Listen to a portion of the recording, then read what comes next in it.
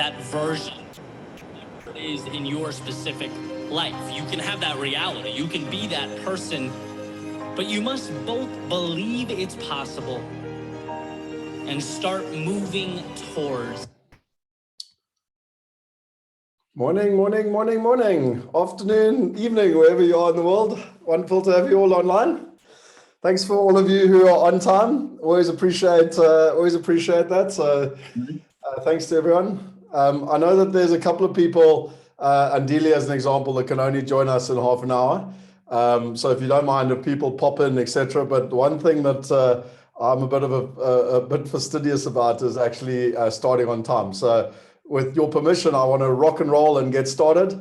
And if people join us 3 minutes late, well, so be it for them. But let's get going. So firstly, welcome to everyone. It's wonderful to have you all here.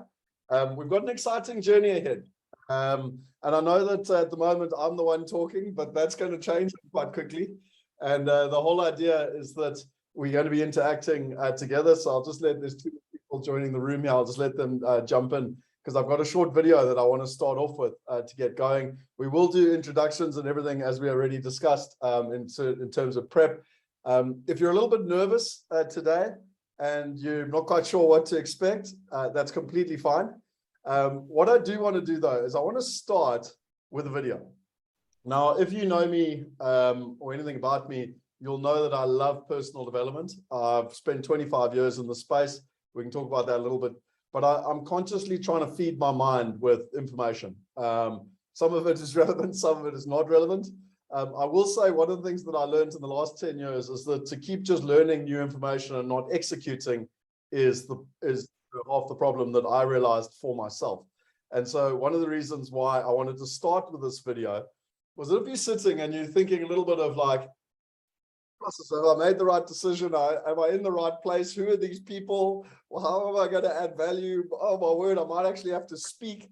Don't worry, like it's all normal in terms of kind of where we're at. If you don't mind, bear with me. I've got a 3 to 4 minute video here that I want to share with you. Let me share my screen. I just want to confirm for everyone before I get going. Can you all hear me, see the screen? Well, let me share the screen quickly. You can see.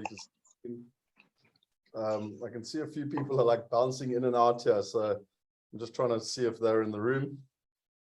Okay, so let me just see quickly. I just want to get my thing quickly here.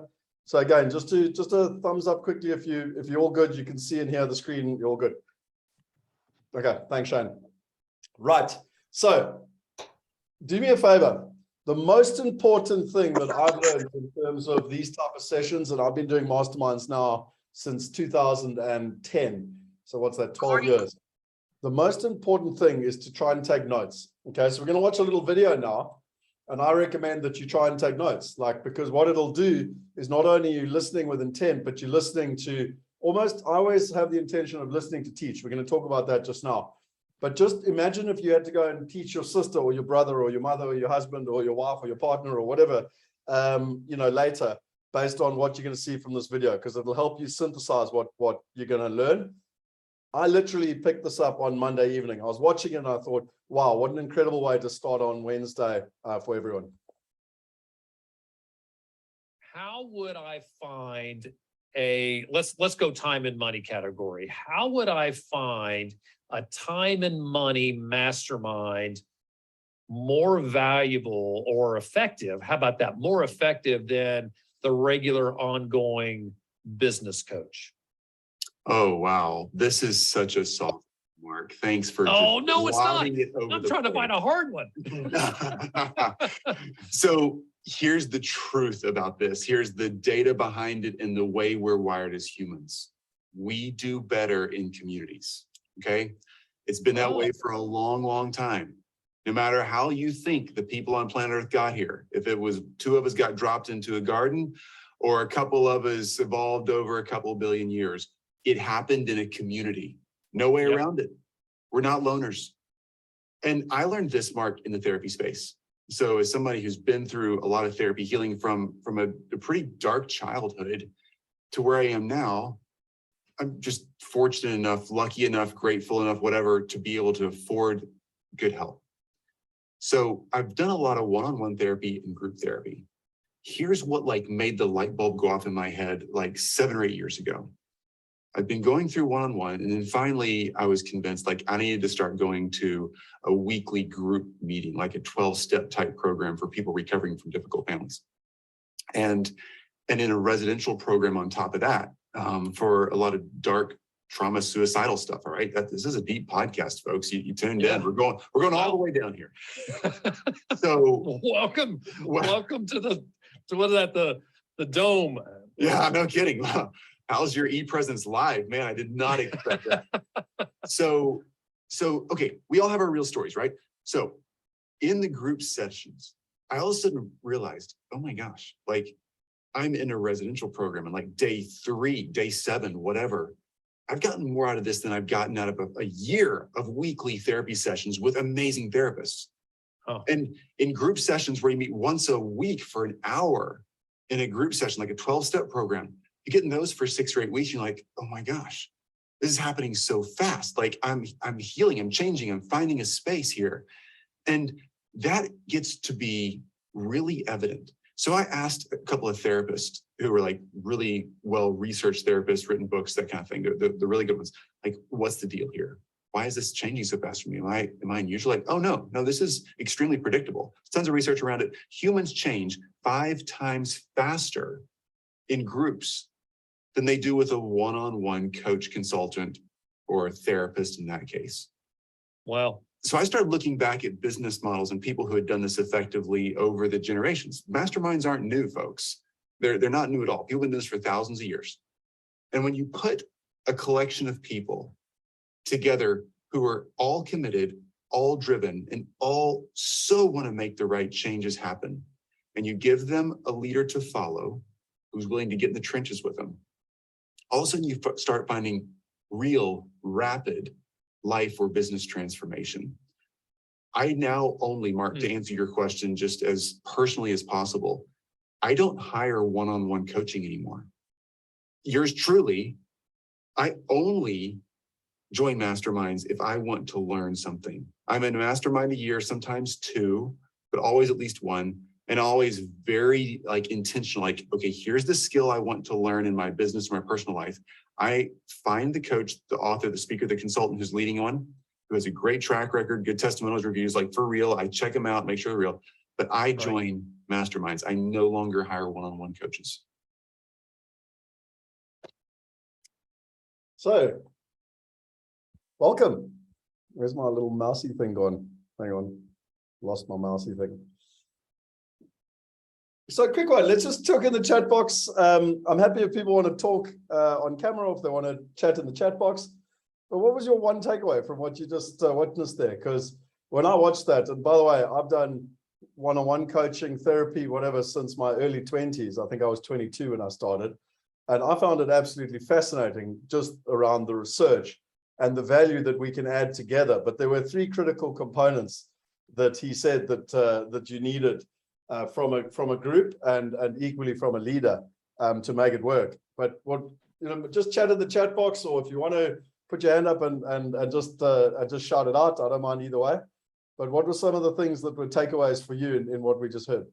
I think from my side, Scott, it was surround yourself with professionals, with people that's better than you are or might be, and you will learn so much more in a much shorter time. Awesome, Willem. So just by the way, Willem wins the conch for the day, very first person to talk. Well done. So we celebrate participation. So awesome. Thanks, Willem. Anyone else? Scott, yeah, if I may. I think, something that I've found in my own business as well is together we are stronger than alone. That's it's just an important concept that you're just far stronger than in a group than what you are on your own. Completely. Anyone else? Any other key takeaways? I want to share with you my notes quickly. Where have they gone? Mine is, you're better if you do things within a community. Brilliant.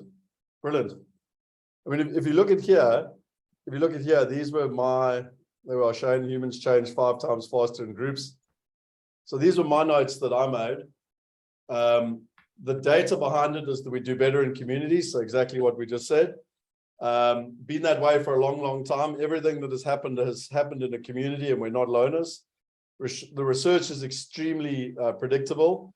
Tons of research. Humans change 5 times faster in groups than with a one-on-one coach therapist. He goes on to say elsewhere in the podcast, and just imagine if you're getting 70-80% results with a one-on-one therapist, imagine like how much more than you're getting even if you're doing it on your own. Because remember, you've heard me say people try to do it on their own, they do it in groups, or kind of they do it in masterminds.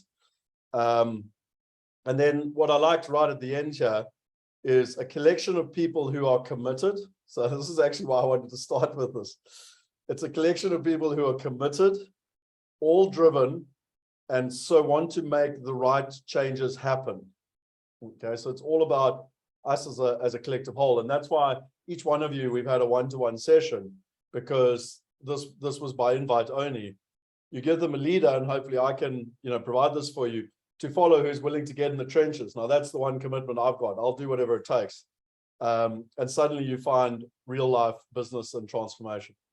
So that was my notes from that little video that we took. And I'm happy to share that if anyone else wants to take that. But any other nuggets that were missed, or anyone else anything else that anyone else wants to jump in before I kind of get going?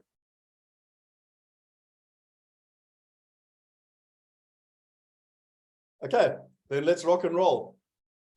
So I'm going to share my screen here. So a couple of agreements that we need to make as a group together. The first agreement is that what we talk about in this environment, we're a team, we're going to share, there's going to be some confidential and private stuff. So we have to agree that what we share is confidential and private. Like, we've got to create a trusted environment. Is that fair? I presume it goes with like common sense, but I have to say it up front just so that we're all in agreement. Yes? Okay. And so at a simple level, and again, I've been part of masterminds for a long time.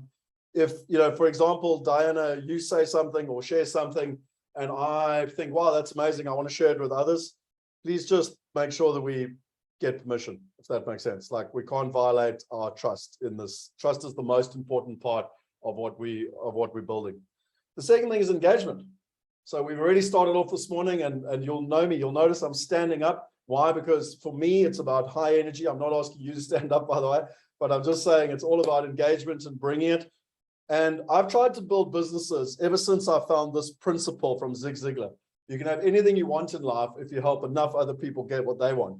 So my invitation to you is that as part of this mastermind, a lot of us are like, what can I get out of it? I know I certainly have been part of that before, where I'm like, what can I get out of it? But actually what I've realized is the more I give, the more I get.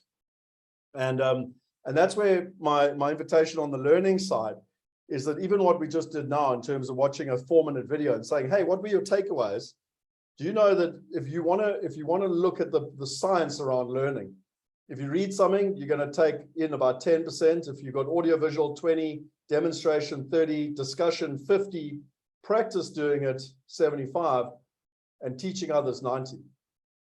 Now, whether we'll get there or not, time will tell. But will I do all the teaching, or will we teach each other? Will we have, discussions? Will we practice? Because my intention of a mastermind is that we only play in the bottom 3. Is that fair?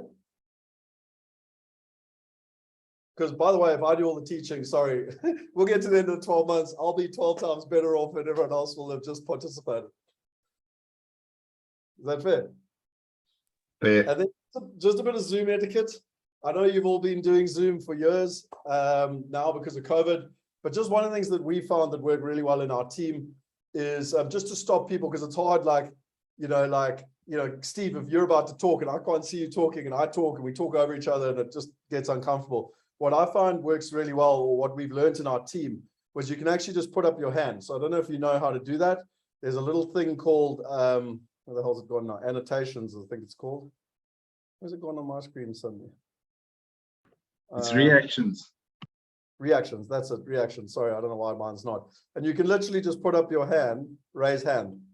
So you can do that and the hand just stays up. It's better than, because I do this sometimes, my bloody hand wants to fall off. But what you find is if you put up your hand, then I can also help facilitate quicker because I'm okay, Scott's put up his hand. Hey, Scott, what do you got to say? It's just a nice way of working where you don't feel uncomfortable talking over someone else, but it allows us to engage. If you're not hugely comfortable chatting, in public, you can type in the chat box. I do want to remind you that Warren Buffett says that the best course he ever went on was an Andrew Carnegie speaking course. So remember, this is a trusted and safe environment. And so if you're terrified of talking to others, maybe this is a safe place to give it a go as well. In terms of committing to yourself and to others, so again, we're making a collective commitment here, not only to ourselves, but to others. So the first one's to be on time. So I want to thank everyone for being on time. The second is think about what we commit to. So this is one that I'm really quite strong on. Okay, so I'm the sort of guy, and I'm sorry if I speak in the singular eye, but I can only use my own experience, where like if I say I'll do comrades, I'll do comrades. Okay, like I did comrades. If you do or don't know the story, I ran 31 kilometers. I was going up over this hill. I started cramping. I managed to make it to 63 kilometers, which is in Hammersdale, which if you can do the maths is about 30 kilometers, 20 something miles with cramps. And I eventually fell over and couldn't go another meter. Like literally I was cramping in both my calves, my hammies, my stomach, everything. My body basically just gave up. Now, did I give up and quit? That day I did, yes. So I gave up the battle, but I didn't give up the war, because I came back the next year and I got my down run, and I came back the following year and I got my up run. And the reason I'm telling you that story is that when we say to ourselves, right, we're going to set goals and we make commitments per month, my real request is that you really think through your commitment before you make it. Because if you say you're going to fly to the moon by the end of October, and there's no possible way of flying to the moon, all you're going to do is break trust for yourself. And that's the worst thing that can happen. Does that make sense? So really think through what you're going to commit to, but then equally, when you commit to it, come hell or high water, we do it. Is that fair? Rob, you asked me to kick your butt. This is one of those moments where like we're going to kick each other's butts to make sure we get our stuff done. Is that fair? Morning, Scott. Yeah, that's all good for me. Confirm you Awesome. can hear me all right. I'm only on a cell phone. That webcam is still coming. As you know, I'm a bit far from civilization, but we'll get there. Awesome. Thanks. Well, Rob's coming from Zimbabwe. So yeah, no, we can hear you loud and clear. Actually, Rob, it's the best call you and I've had in a while. So that's brilliant. Do what we say. I think that for me is really important. Again, this is not so much to the group, but to ourselves. And then lastly, around goals, a question, and I'm not going to do it now in this mastermind, but I don't want to assume everyone has done a hell of a lot of goal stuff before. So if you would like a separate goal session, let me know, and I'll run for this group. I'll run an individual goal session. Okay, literally on how to create goals. I've got an entire training program on goals that I learned over the years, be it Hannah Strayer, Tony Robbins, Roger Hamilton. I've got an entire goal system. It's probably about an hour-long training because there's a whole way to create goals, set them up, and set yourself up for success in terms of that process. So if you are interested in that, and I am going to be asking for a lot of feedback all the way through. I can see Mari's put it in there. Yes, please. Shanika, if you can just make a note of when Rob's put up his hand. So we'll let you guys know. The whole idea behind the mastermind is that I don't arrive knowing everything. I want to be very clear. Like we kind of in a dance together, and I don't want to go and do a whole goal program if everyone's like, dude, we got goals covered. We don't need that. But if goals are important and we need it, then I'll help create it. I've got it already, but I'll share it so that we can do it. Is that fair? Yep. Okay. In terms of a sequence, today's going to be slightly different. It's a slightly longer session. We're going to get to know each other. We've got some value to add. But what I want to do just in terms of training going forward is the way that we will work going forward is that we will check in each month. Okay. So the way it works is we will arrive. We'll literally go through every person. Now you can see how I've done this as an example. You've got my name. You know, what are my highlights for the month? So if I look backwards for the last month, what were my highlights? What were my challenges? Okay, now this is an incredibly valuable practice. Remember that what we've done is we're going to create outcomes. Some of you have created them already. Some of you are going to still do it. but we're going to create the outcomes. And then each month we're checking in along the process to get to the outcomes. It's all about execution. So for me, every month, and you'll be amazed how difficult this actually is. Trust me on it. Do you think it's easy? Trust me. You look back and it's like, what the hell did I do for the last month? Like, what were the highlights? Okay. And equally, what were the challenges? And then if there's any submissions that people want to, submit, there's obviously this needs to happen prior so that I can come prepared. And then what's important is what are the top 3 questions? So each time, each mastermind that we're coming to, I can come pre-prepared, but if I come completely pre-prepared and Kerry's got a question and my preparation doesn't solve Kerry's question, we're actually going in a divergent, we've got a problem. So this is more about being able to adapt. And what's really important is that we think through, like, what questions would we like to discuss? And then we look for themes as a group and we solve it. We either solve it as an individual or we solve it as a collective. Does that make sense? Are you with me? So again, just back to rhythm. I know none of you have done this for October. I didn't expect you to because I wanted to show you how it works. But this is really important. And Shanika, who I'm going to introduce the team just now, but Shanika's going to hound you, okay? So about a week before the session, she'll be like, okay, guys, just reminding you, you've got a week to do it. And then about a day before, it'll be, okay, you've got a day to go. And if you're anything like me, you'll be doing it at 11 o'clock last night in preparation. But my real request is just make sure you've done it before we turn up. Is that fair? Okay. Because how the rhythm works in a normal month is that we've got, so we do the check-in with each member. Okay, so it's where you're at. I'm just picking names as I see them on the screen. Maury, we will be like, right, where you at, what's happening? And we effectively go through, let's just say we were dealing with a person called Scott. We'd kind of go through what are their highlights, what are their challenges, any submissions they've got. And then we'd have kind of the top 3 questions, just that I've got clarity as to what they mean. And we do that for each person. That's the way it basically works. Then we would go to the one main theme. So every month, there's a learning theme where I and the team will come prepared with one main theme. Now, that theme is adapted based on the needs of the group. So we also collaborate and be like, hey, we really need to know about this, or we really want to learn about this, or we believe this is really important. So the collaboration is critically important where we adapt, and we take into account what's happening in the world, etc. And then we also have a round at the end to allow one-to-one coaching, but in a collective environment. So what that means is, Steve, it's your turn. Let's go through your challenges. Right. How can I help? Like, what about this? Have you seen this? And there's a coaching sequence. And what I found, and again, this is really weird if you're not used to kind of doing masterminds, you'll actually find that kind of being in the hot seat yourself, the first time might be a little bit uncomfortable, but actually you get so much value out of the group that it's invaluable. Like, does that make sense? Like, this is why you're part of Mastermind, to be quite frank. Does that make sense? Yeah.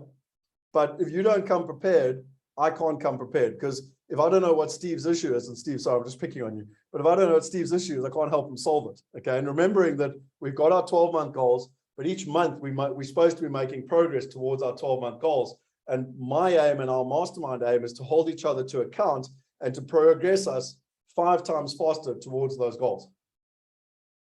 You with me? So I got a question for you. You've all signed up for Diversification 5.0. Can anyone tell me what the name means?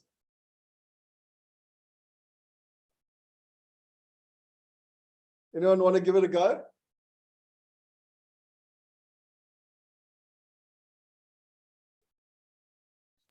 Scott, I didn't quite get it. Did you say what the name means or what the name is? Yeah, what the name means, like where it actually comes from. I can see, Hunter, you've got your hand up if you want to give it a go. Look, by the way, I'm almost willing to bet no one will get this right. So if you don't know, that's fine. Right? But I did think it'd be quite useful for us to know why we call ourselves this. Hunter? I would say, look, let's start at the back end. 5.0 would be the 5th iteration of it. So more advanced in that line. And diversification, well, you can't be based only in one direction. Let's use property. It doesn't make sense to be based only in South Africa or based only in the UK. So you need to be diversified in multiple areas, and even not just in property, but over multiple different businesses, multiple different spectrums. Yeah, that's what I would deduce from the name. Brilliant. Derek? Yeah, I would think the 5 main reasons for diversification, or the 5 strengths in diversification. Okay, we're getting there. So I'll take all of you out of your misery because we're on track. But I want to share some deep embedding here, and it'll make quite a lot of sense to you, hopefully. So firstly, there's a thing called Society 5.0. Now, we could spend 2 hours talking about this, and I'm not going to spend 2 hours talking about it. I'm going to literally give you the 5-minute overview. If you want to, I can send you the reports and read all about it. But this is quite frankly one of those things like when you drive your car, if you're anything like me, you've got no idea how a car works. You just know how to get from A to B. So it's more just the high level understanding. So there's a thing called Society 5.0. It was created by the Japanese, and it was where the world was going for the next 30 years from 2020. And it was effectively presented at the G20, and it was a major thing in 2019, 2020. And basically what it means is we've gone from the hunter-gatherer society, Society 1.0, to the agrarian society, which is where we became farmers, to the industrial society, to the information society, so all of us sitting on cell phones and laptops and whatever. And now we're entering, Society 5.0. What is it all about? Well, there's the 4 societies. We're now in the creative society. So it's about digital transformation and problem solving, and it's about the imagine and creativity of diverse people and value creation. Like, this is the formula of Society 5.0. And what's nice is that, I don't know if you know, there's 17 SDGs, so Sustainable Development Goals, which the UN put out as the ways to change the world. And one of the things that's important is we're trying to tackle no poverty. I think it was number 4, quality education. Number 5, gender equality. And there was one down here somewhere, reduced inequalities. So there's actually 4 that we're trying to target with the purpose of our business. In terms of a new humanity, it's about problem solving and value creation. It's about diversity. It's about decentralization. It's about resilience, and it's about sustainability and environmental harmony.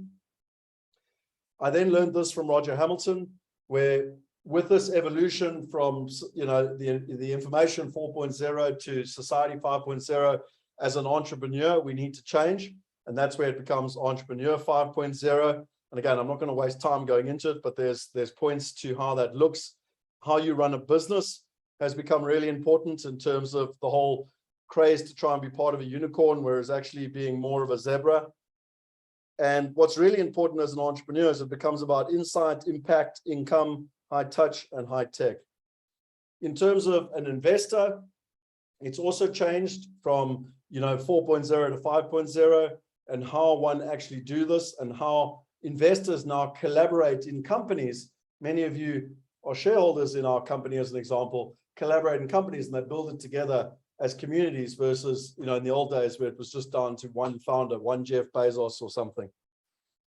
There's a huge, growth in the last couple of years, 5 years, and even more so in the last 10 years into impact investing, and where you're both investing for purpose as well as profit. And then, the essence of why we're here today is that property is changing. So if you look, and again, I've done presentations on this before, but there's a fantastic book called New Power. Richard Branson recommended this as his favorite book about 3 years ago. And what's really important here, if you look at it, is that there's a graph. On the left-hand side, you've got return. On the bottom side, you've got short-term risk. At the top, you've got global and purposeful. And on the right, you've got exponential. And if you take, as an example, the Encyclopedia Britannica, it's in the bottom left. It's old power, old values. Whereas Wikipedia, it's all about new and open. You've got Marriott hotels versus Airbnb. You've got kind of Barnes and Noble versus Amazon. And if you take property, you've got kind of traditional top-down command and control property companies, and you've got open marketplaces where there's a sharing of information in terms of where we're going. And I fundamentally believe that if you want to play in this area, the risk might be greater in the short term to kind of go into this area, but long term, the world is moving very fast in this direction. And then, there's a whole paper on this. If you want me to, I can share a whole paper on this as to how property is changing. But, there's the old plow ways of property, which was all about complying and consuming. And now it's all about sharing, affiliating, adapting, funding, producing, shaping. And just by the way, what you're doing already, you can already pat yourself on the back because you're already part of this. Like you're already sitting in this equation. And then it comes to wealth 5.0. And this is where it gets interesting because, now it's about our impact. How are we solving our purpose towards sustainability? How can we make both profit and purpose? It's our creativity. How are we adding value to the world? Back to Zig Ziglar. You can have anything you want in life if you help enough other people get what they want. What I found really, really interesting, having spoken to each one of you individually, and all of you are going to get to know each other, is there's an underlying theme here of people wanting to be financially free, financially independent, whatever words you use, and then helping others. Really interesting. Do you notice the and? High touch, which is around collaboration. High tech, which is using technology to do it more effectively. And then obviously digital in terms of problem solving. And then lastly, diversification 5.0. What is that all about? Well, you know that I'm a massive fan of Ray Dalio. I would highly recommend watching this TED Talk. I do have a shortened version, literally the 4 minutes that is key. But that's very different. And I'm not going to play it now because I've played it so many times before. But in essence, there's the link to the TED Talk. I'll share this PowerPoint with everyone so that you've got it. But around 26 minutes, he says the most important thing for individual investors is to know how to diversify well and in a balanced way. You need to know how to diversify in assets, countries, and currencies. Knowing how to diversify your wealth is the most important thing. Do not think that cash is a safe investment. Cash is almost always the worst investment. Think a little bit conventionally, unconventionally, diversify well, be humble, don't market time, and be conscious of the dangers of cash. And if you ask yourself why you're here, if I ask myself why I'm here, it's ultimately all around diversification 5.0. Diversifying across assets, within assets, across markets and currencies, across time. And ultimately, it's fulfilling on this formula, which is creating, having multiple quality assets in multiple different markets, but that are not tied across time. And if we put it into a diagram, this is what diversification 5.0 looks like. So you'll notice at the center, we got passive income. Just by the way, is everyone clear on what passive income is? I don't want to just say terms with assumptions. So I'll give you an example. I can see a bunch of nodding heads and fingers. I had one lady who's very wealthy. Rion and I went to meet her. She's got about 40 million Rand in inheritance. And she was getting confused between buying an investment on our platform, buying a house in London, and becoming an affiliate marketer for Rich Dad Poor Dad. And I was like passive income is where you own a commercial property in America and it pays you, monthly or quarterly, and you have to do nothing. Like that's passive income. Being an affiliate marketer and hustling all day long to make sales is not passive income.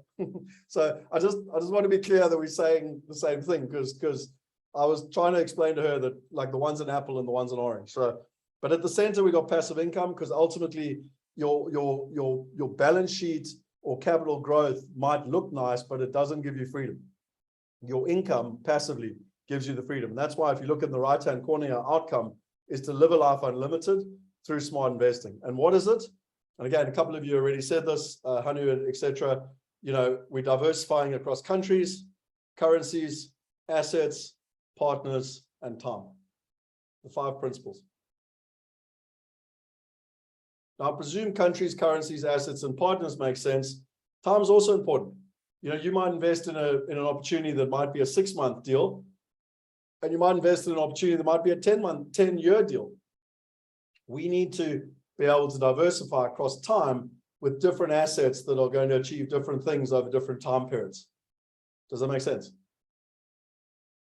I know I'm hitting you with quite a lot of information quickly. Don't worry. Remember what I taught you earlier about if you go into threatening mode, which is where your mind goes into fear and anxiety or whatever. Just remember to focus on forward, in the right, putting your state in the right mind. We're on a 12-month journey. Like I'm building the foundation. And Dila is joining us just in time for the introductions. And so I want to welcome you all to Diversification 5.0 Mastermind. Hey, Rob, you got your hand up. Yeah, Scott, confirm you're going to be sending some notes or the recording. There's a lot coming very fast, and we'd like to go through it again just to sort of reinforce and so that we have empowered ourselves for the next meeting. Perfect. So awesome, Rob, and please understand, when you guys ask questions, I guarantee you someone else is thinking the same thing. So I really appreciate the question, Rob. There's a tab here called resources. Okay. And what I'm going to do is there's one extra thing here. I'm going to add a slide share link. So every month there'll be the Zoom recording. So for October, there'll be the Zoom, the call recording, the Zoom recording, and then there'll be a slide share link, which means I'll upload the PowerPoint. And if there's any other resources, I'll make sure they're here as well. But the good news is you don't have to go and find it on WhatsApp groups and you know what I mean? Because sometimes we get lost. We don't know where to go. So this is the Google Sheet we've all got. We've got our members. We've got our goals, which we're going to come to now. We've got our call schedule in terms of when stuff happens. We've got our resources. And then we've got each month. So next month, it'll be November. The month after, it'll be December. But back to your question, Rob, does this give you the peace of mind that you don't have to remember everything? Like everything will be covered and recorded, and there you can watch it 50 times if you want. Cool. So last couple of things before we get to know each other. Just a couple of tools. So Shane, my partner, has joined us kindly. One of the feedbacks that we get from a lot of people is, wow, and it's sort of like what you just said, Rob. It's like, wow, there's so much stuff. I don't even know where to start. Okay. What we're trying to achieve here is not overwhelm, but we are trying to show you depth. So think of it like an iceberg. There's a tremendous amount of depth, but not knowing what people don't know, it's hard to know where to kind of go, if that makes sense. So the more feedback we get, the more we can point you in the right direction. And that's why the team. So just some tools that I think are very important. So as part of this mastermind, you're automatically part of the Wealth Hackers, which is where we've got all the different tools. And you've got the wealth plan. Okay. So it's really essential that each of you do and have a wealth plan. So if you don't know what that is, I would highly recommend, what's going on here? I would highly recommend coming to one of our investor roadmap workshops if you haven't done it, creating the wealth plan, getting your certificate, and equally with regards to that, if you need help, like reaching out to me or one of the team members, and we make sure that we've got this sorted, because this is critical for you. Like this is your North Star. Okay. So again, if you haven't done it, no problem. In the next 12 months, you're going to have done everything. You're going to be the cum laude students. Are you with me? The investor test, again, it's valuable. It can teach you where you're at. It's a personalized journey. Each of us is on a journey. And if you look here, so I don't have it open, so just give me 2 seconds. Let me open up mine. I know Shane's going to do a quick demo for us, but I just want to show you mine. And this is an ever-evolving thing as well. So the one thing I love about what Shane's done is he's built an interactive system. So in the old days, you used to just get a PDF. And, which if I do Roger Hamilton or any of the other ones, it's a PDF. What we've built is an interactive one so that while we're learning and growing and things are evolving, you can consistently update it. But if you look here quickly, everything happens within our platform.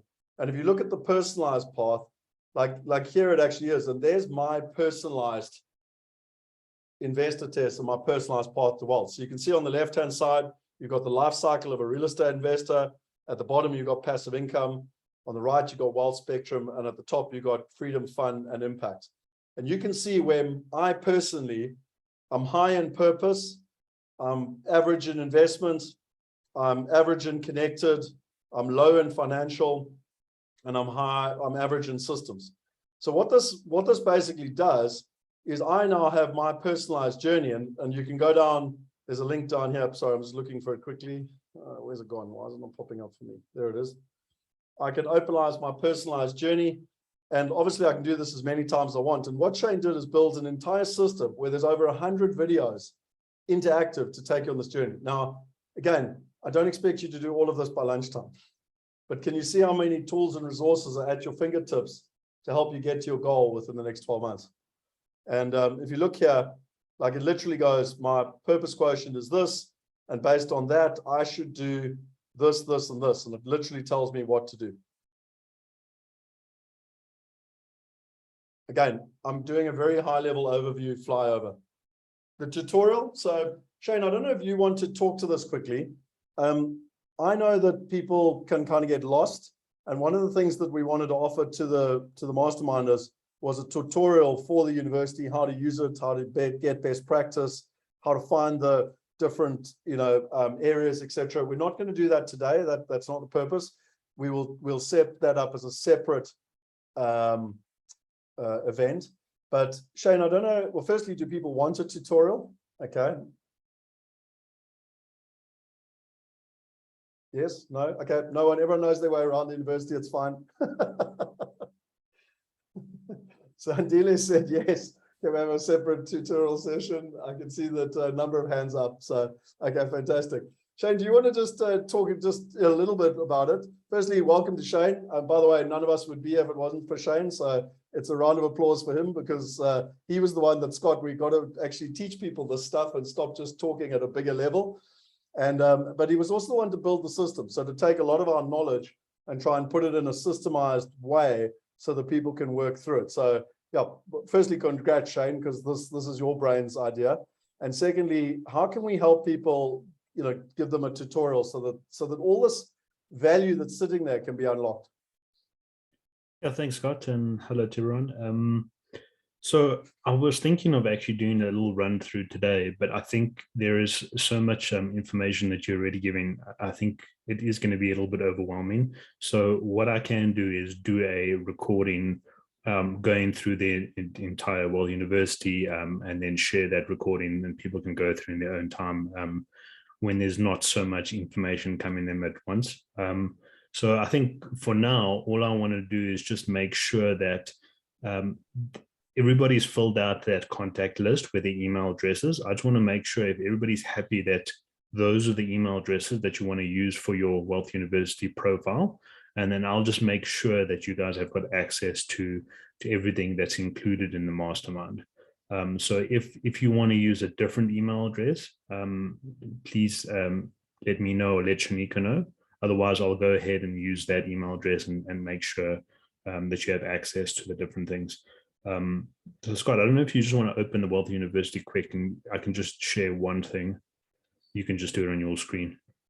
Okay, just by the way, what Shane was just saying, I mean, you've got full access. There's nothing that you can't get access to. Does that make sense? So as masterminders, you're at the top of the, one of the things I used to hate with Tony Robbins is you'd go to a course and be like, okay, well, if you do this course, you can buy the next course. And then after that, it'd be like, oh, you're at the top of the mountain. There's no upsell. Like, you've got access to everything. Okay. So, so let's just go back to where we're at. Where do you want me to go?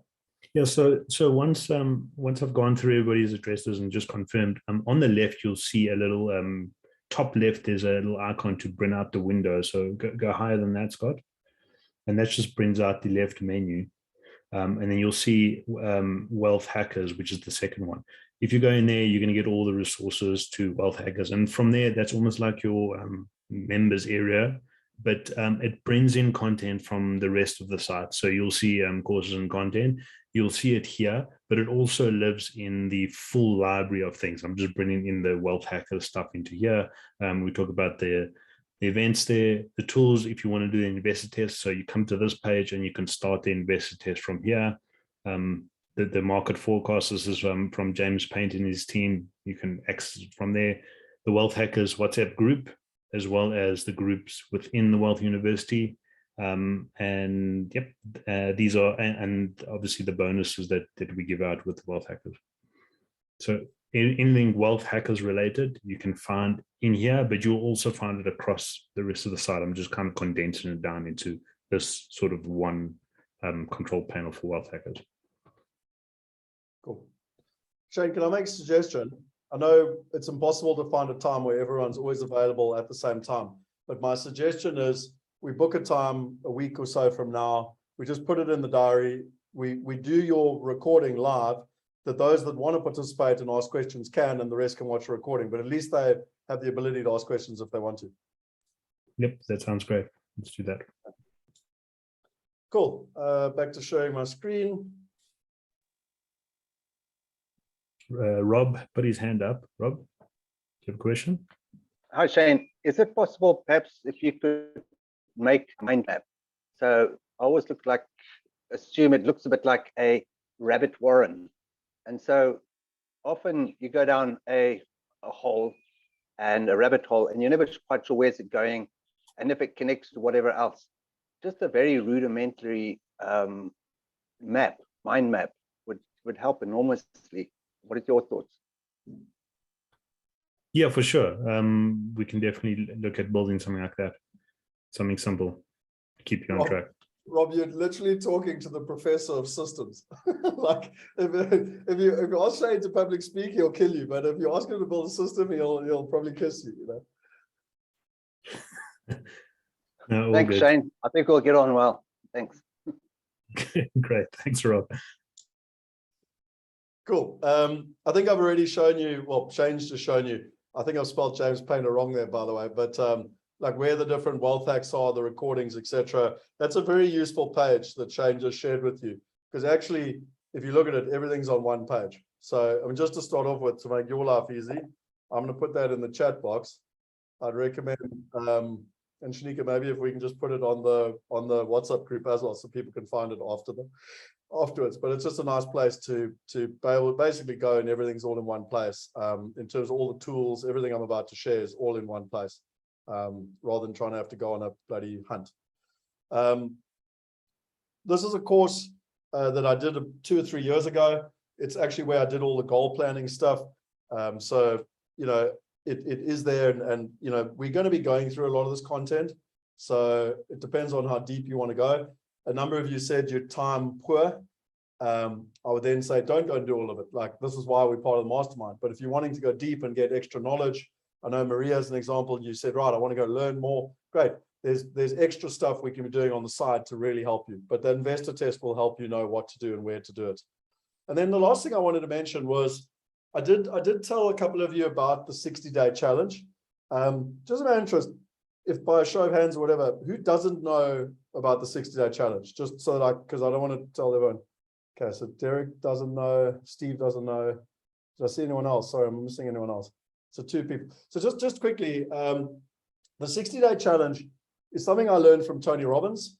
It's an 18, 19-minute thing in the morning. He calls it a prime. And what's really amazing, okay, is that he challenges people. So I did Date with Destiny. It cost me $15,000 to do it. It's a 6-day course, and it's about setting up your life and blah, blah, blah. But then after that, he says, do the 60-day challenge where you're checking in every single day, 20 minutes for yourself. You know, and I know in the beginning, you're going to say, I don't have 20 minutes for myself. You'd be surprised. Like, where there's a will, there's a way.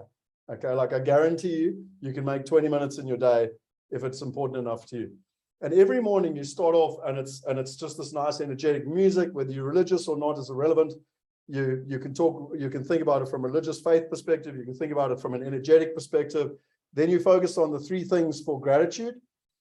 Like, you cannot be angry if you're grateful. Like, you cannot be sad if you're grateful. So it's such a wonderful thing to check in every day. Like, what am I grateful for? And then it goes to your 3 goals.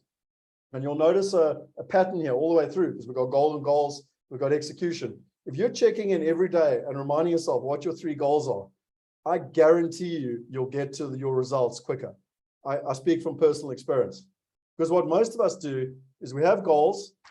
We have a wealth plan, as an example. We at best, we put it on a wall and we don't check in for another year. And we get to the end of the year and we go, oh, we had what's it called? A New Year's resolution. I was like, oh, that would be nice, but I didn't get anywhere close to doing it. If you're checking in every day, it's impossible not to have it top of your awareness. And what you might find is that I committed to 60 days and did it for 3.5 years. Every single day, 7 days a week. Now, I'm not asking you to do it for 3.5 years, but I am saying to you, aim for 60 days, because you build a habit within 60 days. And what's important with building a habit is that, and there's a little WhatsApp group, because again, you've got accountability, and you can literally go done. And it's quite inspiring when you see other people who've got done. Sometimes it happens to me. It's like they say done. I'm like, oh, crosses, I haven't done it today. And you know what I mean? It works. It really works. Invitation, you don't have to. Shanika, I see you got your hand up. Sorry, Scott. Please can you just let Diana back into the room? Right. Thanks. So just to make a note there, Shanika, going forward, oh, there's two people. I'm going to make you a host so that you can manage that stuff, because I can't fly the airplane and look after the passengers on board. Okay, you are co-host now as well. Okay, and then just some of the accessories. Again, I recommend, and by the way, I'm going to have Shanika and I actually having this posted. So a couple of things that I just highly recommend. You might have seen this if you've been on the investor roadmap, but making yourself a little wealth code. Okay, it's these 12 things to wealth, and then it's got this poem. I'm going to read it again because I love it so much. The credit belongs to the person who's actually in the arena, whose face is marred by dust, sweat, and blood, who strives valiantly, who errs and comes short again and again, who knows the great enthusiasms, the great devotions, and spends himself in a worthy cause, who at best knows in the end high achievement, and who at worst, if he fails, at least fails while daring greatly.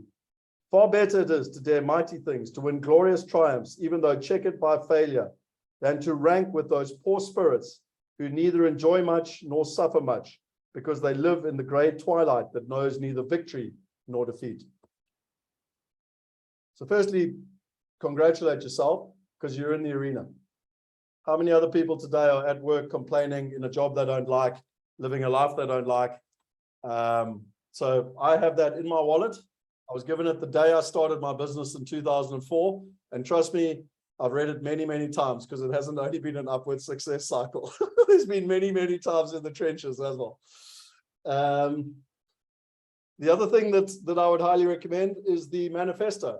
You know, this is what I meant. Shanika and I actually, if you can see in my pencil mark, we've actually got these things are pinging, but I'm actually going to have the manifesto put on the wall. And then finally, we've actually got a screen, what do you call it? Screen share thing that you can put on your phone or on your laptop. So again, what are we trying to do? Can anyone share what I'm consciously trying to do here? Reinforcement. Exactly. Reinforcement, daily awareness, repetition's the mother of skill. I don't care what you want to call it, but it's front of mind. And I tell you a story. You know, when I was in my 20s, I was living in London, and I've always wanted to own an SLK, Mercedes-Benz. And I used to run past one, a convertible one in London. Most mornings I would go running and I'd run past this. And I was like, one day I'll own one of these cars. One day I'll own one of these cars. And it's back to what Rob just said. It's that reinforcement. Like every day it was there. This SLK was sitting right in front of me. And actually 3 years later, I came back to, I actually don't know how many years later, but I was 30. I came back to South Africa and I wanted to buy a convertible. I wasn't married, whatever. And so I went to go buy a Peugeot because I thought that's all I could afford. And my mates were giving me seriously a lot of grief around buying a hairdresser car. And no disrespect if anyone's a hairdresser. And then I don't quite know how it all worked out, and I won't bore you with all the details, but basically the car I bought got sold. Okay, I still to this day don't understand how that works, because you sign an agreement and the next day you come back and it's sold. And the guy then chucked me another set of keys, which was an SLK 32 AMG, and I ended up buying it. And it's a classic example of turning a vision into a reality. So what are we trying to do with all of these things? Consciously on a daily basis.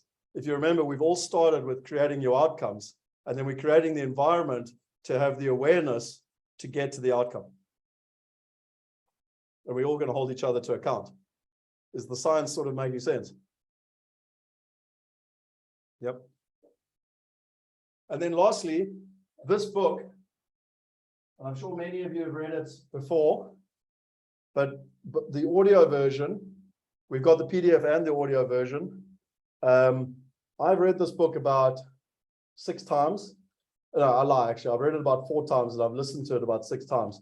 I'm due to re-listen to this. It's been a while since I listened to this book. The last time I listened to it, actually, funny enough, I ran Comrades. And if you don't know Comrades, you have 12 hours to finish. I know Kerry, the hardcore Durbanites would say 11, but for us bigger people, we get 12 hours.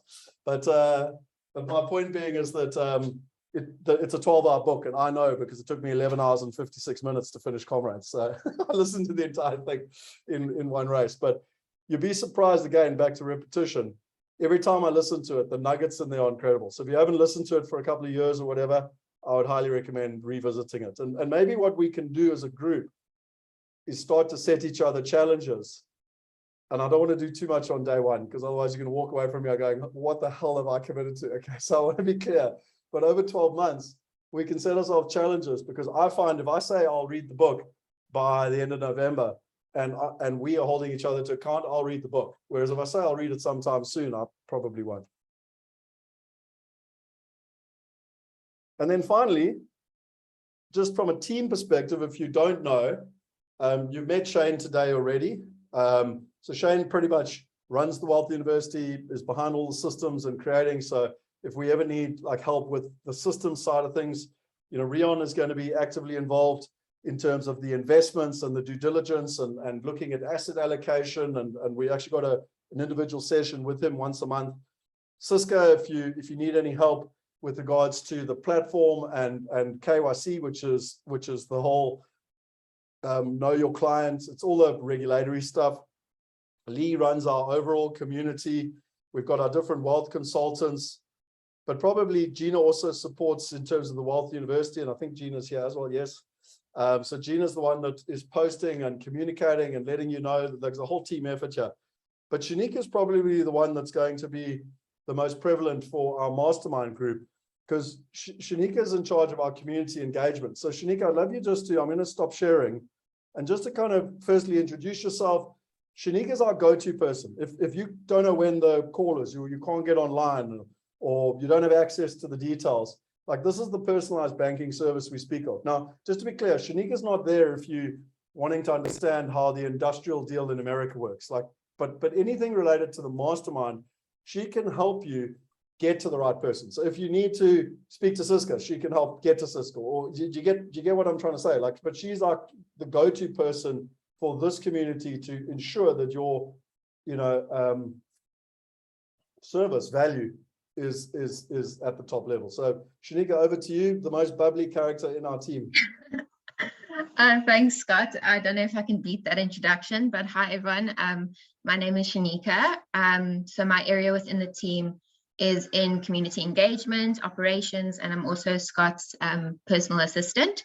So if you need anything from documents to Scott's availability, just pop me a WhatsApp.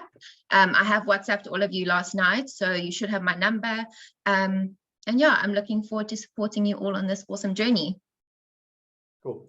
And thank you, Shanika. And as I said to you, you're in very good hands. Amazing, bubbly character. And what I think is important just from a team perspective is that when we have the mastermind sessions sort of every month, we won't have the whole team online every month, like just to be clear. But for this one, I wanted to make sure that you had familiar faces to everyone. So you've met Shane, you've met Shanika, you're about to meet Marican. Gina, I think you're the only one then that we haven't spoken. I know how much you love public speaking, but maybe just say a hi so people know who you are. Looks like you're frozen as I asked you. Oh, there you are.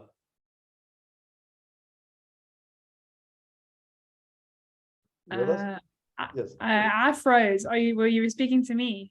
Yeah, I was just saying, just so that people know who you are. So Gina's the one that's putting everything together, putting the wealth insights, putting up the Motivation Monday, basically running the distribution for our team. Yes. Hi, everyone. And loves public speaking. So. Yeah, it's my favorite thing to do. Cool. Awesome. Well, thank you very much, Gina. So, right. I think we've met everyone on the team. Now, the last two things before we kind of get to know each other is in terms of the CIO updates. So what we've done and what Rion and I have discussed intently is that the problem with most people is that we get the theory, like we get James Painter and he comes and talks about a whole bunch of graphs and whatever, and it's incredibly overwhelming. And then it's like, okay, well, that's wonderful, but like what do I actually do about it? Does that make sense? Or Scott, there's 4 deals on the platform. They all look great, but I can't tell the difference between X and Y, or I don't know, like da. So once a month, what we're going to do is the CIO, and just by the way, CIO stands for Chief Investment Officer. Rion has 20 plus years in the financial industry. He's got the highest regulations that you can get in terms of money management and all that. And quite frankly, when he talks, quite often I get lost. Like just on Monday, Marek and I, was it Monday, Marek, we were on a call and he was like, the long only asset allocation, inflation indexed.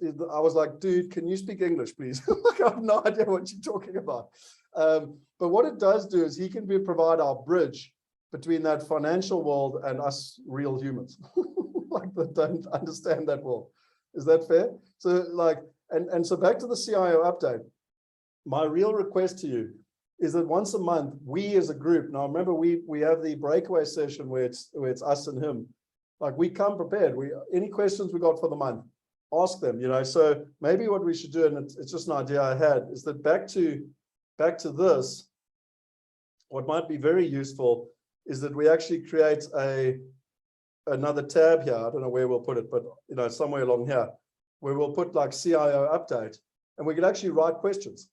Because the one thing I will say about Rion is that, and the difference between Rion and I, is that, you know, Kerry, if you say to me, Scott, is the sky blue and the grass green, I'm very good at dancing on my feet. Like I'll figure it out. I can find a PowerPoint to show you on the spot. Like I'm very good at being able to interact. Whereas Rion is very meticulous, very information orientated. Like you're going to get much better out of him if he comes prepared. Like, so if we turn up on a night and ask him questions, he'll be much more value if he comes prepared. Does that make sense? So I think it'd be very valuable that, like we're about to share just now with Marikan around the 100-year life. And what's very valuable, whether it's James Painter, the 100-year life, inflation in the world, whatever, we can write questions down, we can give a term. The masterminders questions will always get priority. And then we can allow him to come and give us his insight. Does that make sense? Are you with me? But I just want to make sure we understand how the energy works and why we've created it like this. So the mastermind, this session, is a unique environment for us to learn, grow, and hold each other accountable. And the CIO session is a session focused on investment only. Does that make sense? So this session is about us and our moving towards our goals. And that session is created monthly to really get to the dynamics of why we're here, because we're not on a, I don't know, a feel-good course. Like we're here to get financial results. You with me? Can you understand the yin and the yang of what we're trying to create there? Okay. Right. What am I looking for now? I need to share my screen. Oh, and just by the way, sorry, there is one other thing. Am I showing my screen? Yeah. There's one other thing I just want to show you, is that with the schedule, one of the things I hated with Roger Hamilton, and by the way, I love Roger Hamilton. We all have our pros and cons. So I really look forward to you giving me constructive feedback. In fact, Hanu, I shared a thing with Hanu last night where good people like to be patted on the back. Great people like constructive feedback because they can only get better. So please, I encourage you to give me and the team constructive feedback as to how we can add more value. And one of the things that irritated me with Roger is they would only ever tell me a day or two or even a week before when the call was, which we're all busy people and I need to plan my life way in advance. So what I've done is I've planned for you right through to the end of the year. You can literally see when the calls are. You can also see when the CIO updates are. Ideally, we'll put them into your calendars, but I just want to be clear here. We're not accountable for managing your calendar. Like stuff happens, whether it's bloody Outlook or Gmail or whatever. So the one thing we will be accountable for is making sure that this is updated.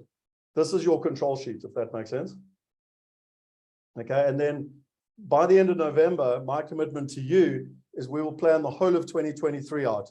So the entire year will be planned out, because my logic is all of us get to plan our lives, and then we've got them in the date, we've got them in the diary, and you know, God forbid something crazy happening, the dates will stick as the dates stick.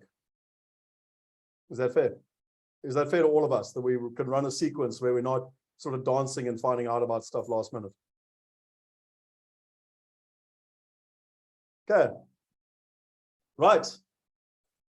Time to have some fun. Shanika, I need you as our time clock lady, please, if you don't mind.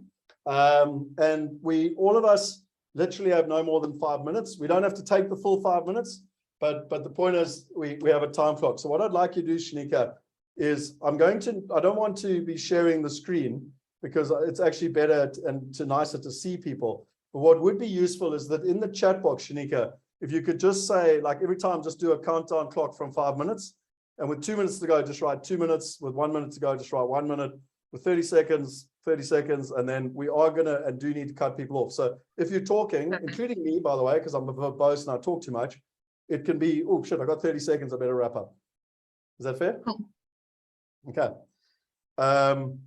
So I thought, and I know that we've got Zimbabweans, I know that we've got English people. Next month, probably won't be part of this group, but there's a gentleman from Mexico, so we've got a very wide array of people. But I'm from African heritage and I'm proud of it. And I love the word Sawubona, which is a Zulu greeting reflecting that when you look at a person, they come into existence in your world and you into theirs. It means I see you. In seeing each other, you are connected, you are one. So remember, how did we start today? We're as strong as each other. Does that make sense? So it's all good and well for you to know who Scott Picken is, but we need to know who each other is. So my suggestion is that we run a quick sequence. I'll do a demo just to start off with. I'll try and keep mine even less than 5 minutes because I'm conscious of time. When will those sessions be held? Sorry, Mari, I just want to know what that was in reference with. Sorry, I'm not 100%. Mari was speaking about the CRO updates. Oh, okay. So hopefully I've answered that.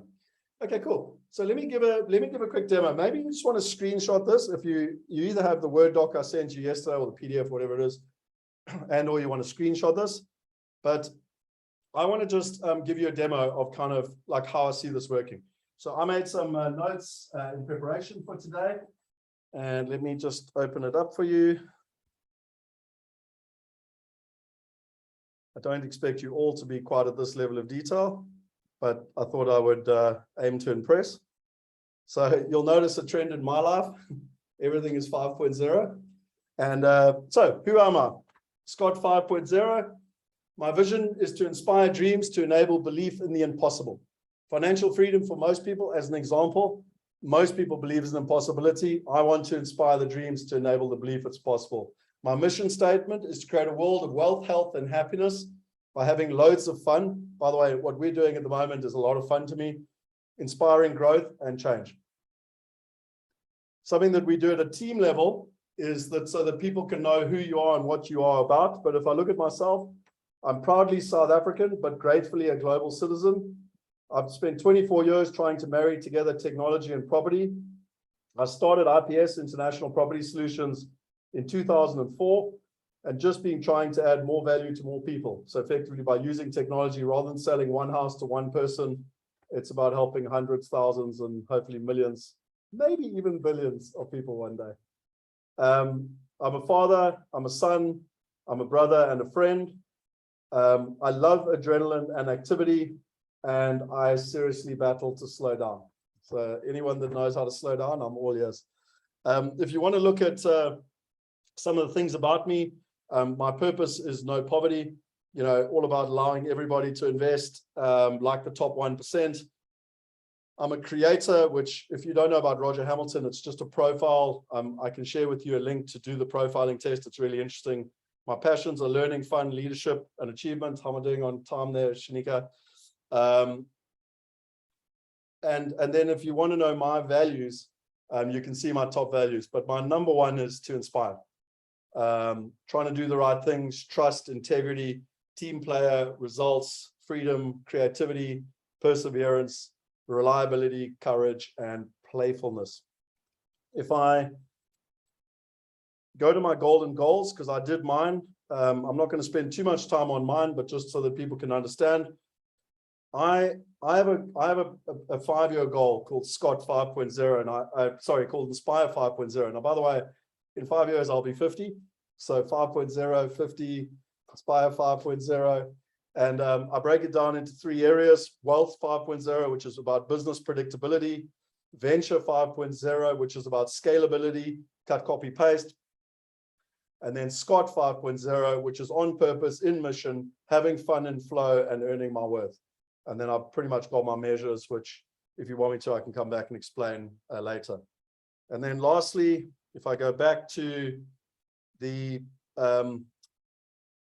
goal planning, just so that you know, everything I'm sharing with you, I do myself. So just yesterday, I had a 2.5-hour coaching session with my coach. By the way, I sent him the mastermind thing. He said, dude, you need to start a mastermind. I'll be 5 times more effective than doing one-to-one coaching with you. Anyway, just a side note. But basically, this is a thing that I've done to create over the years. It's not finished. I just showed you as an example. I'll go through it more in the goal planning. But I personally am redoing, because I'm 45 this year, I'm redoing my 5-year plan to 50. I did it from 40 to 45, and I'm redoing it now. And then finally, just some humanism about me. I've got a hardcore exterior, but I'm actually a big teddy bear inside, and I love chick flick movies. I battle with anxiety a lot. I'm very driven, but have an underlying feeling of not being good enough, which is why I believe I've spent 25 plus years in personal development. So yeah, not all hardcore and exterior. There are soft parts to me, human parts. So yeah, that's probably me. And to finish off, I love the saying, where you are in the next 5 years depends on what you do today. And that's me. So thank you. There's 2 ways of doing this. Going forward, we can volunteer, or we can just do the Wheel of Life. I know we haven't prepared the Wheel of Life, Shanika, but next time we can, which is a fun game we use internally, which is it's a wheel that voluntarily goes and then stops on someone. But yeah, let's everyone needs their turn. I know none of you are going to be as prepared as what I've just put there, but who are you? Let's share with people. I remind you of kind of the sequence roughly. There's no right and no wrong here, but just roughly, we're wanting people to achieve that. Where's it gone now? To achieve this, which is that Sawubona, so that we as a group get to know who we are. So I can see Diana, you got your hand up. First volunteer. I hope you're volunteering, not asking a question. Yes, I was volunteering to go first. Awesome. Rock and roll. Over to you. Shanika's on the clock. All right. My name is Diana. I'm born and bred in Johannesburg, all the way from Eldorado Park. I am a daughter, a sister, an aunt, and a niece. I studied civil engineering, and I'm a BTech technologist. I've worked at Rainwater for about 24 years, and I've left the company, and I'm now working for a consultant. Yeah, but still doing the same thing, designing pipelines, etc. I am my goals. I want to increase my passive income from up to, say, about 3 to 4. That will take me out of the rat race.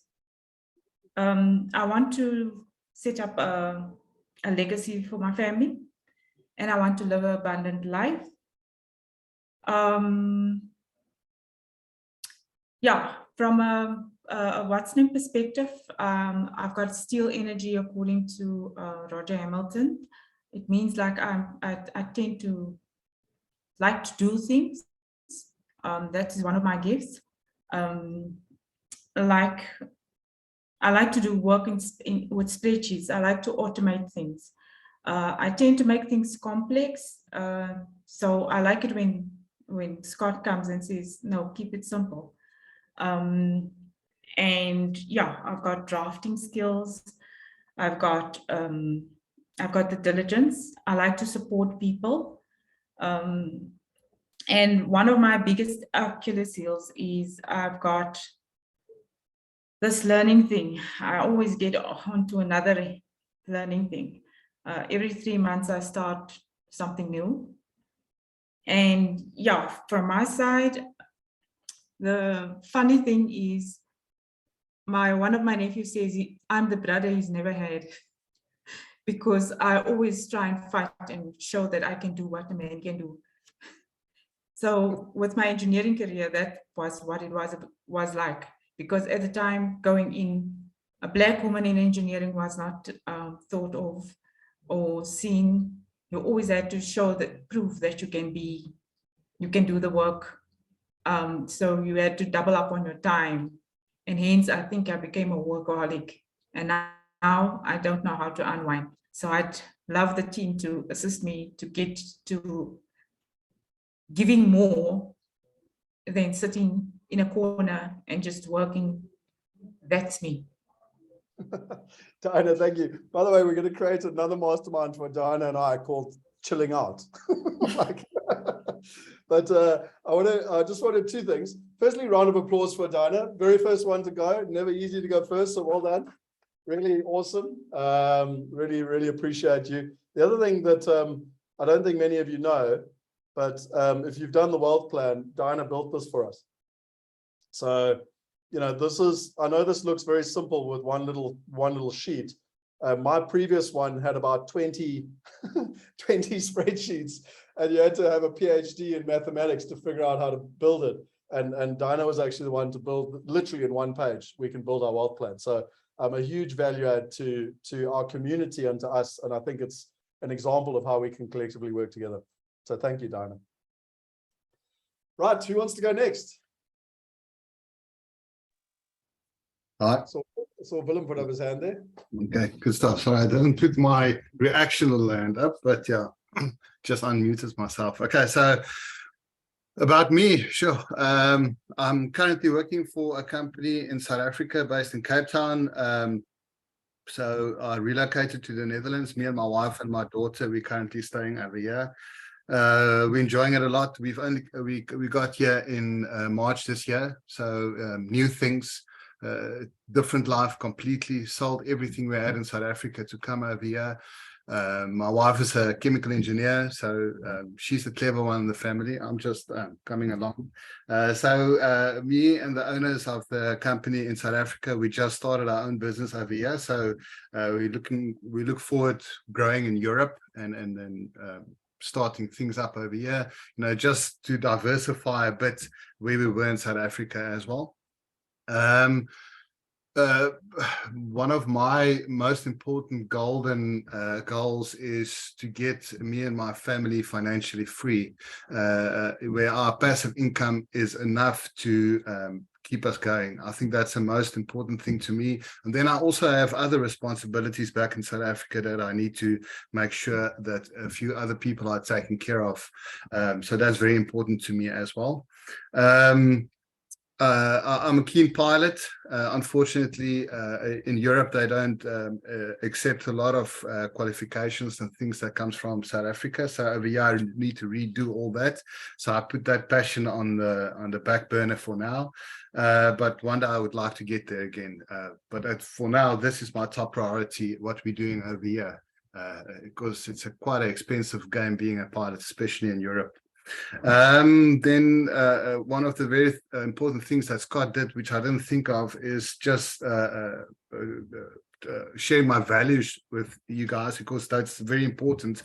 And always when I used to interview people, I would ask them all these personal questions, like, you know, to share their core values with me, because it's so important for people to work together. Your core values need to align, and if it doesn't, then it's a massive problem.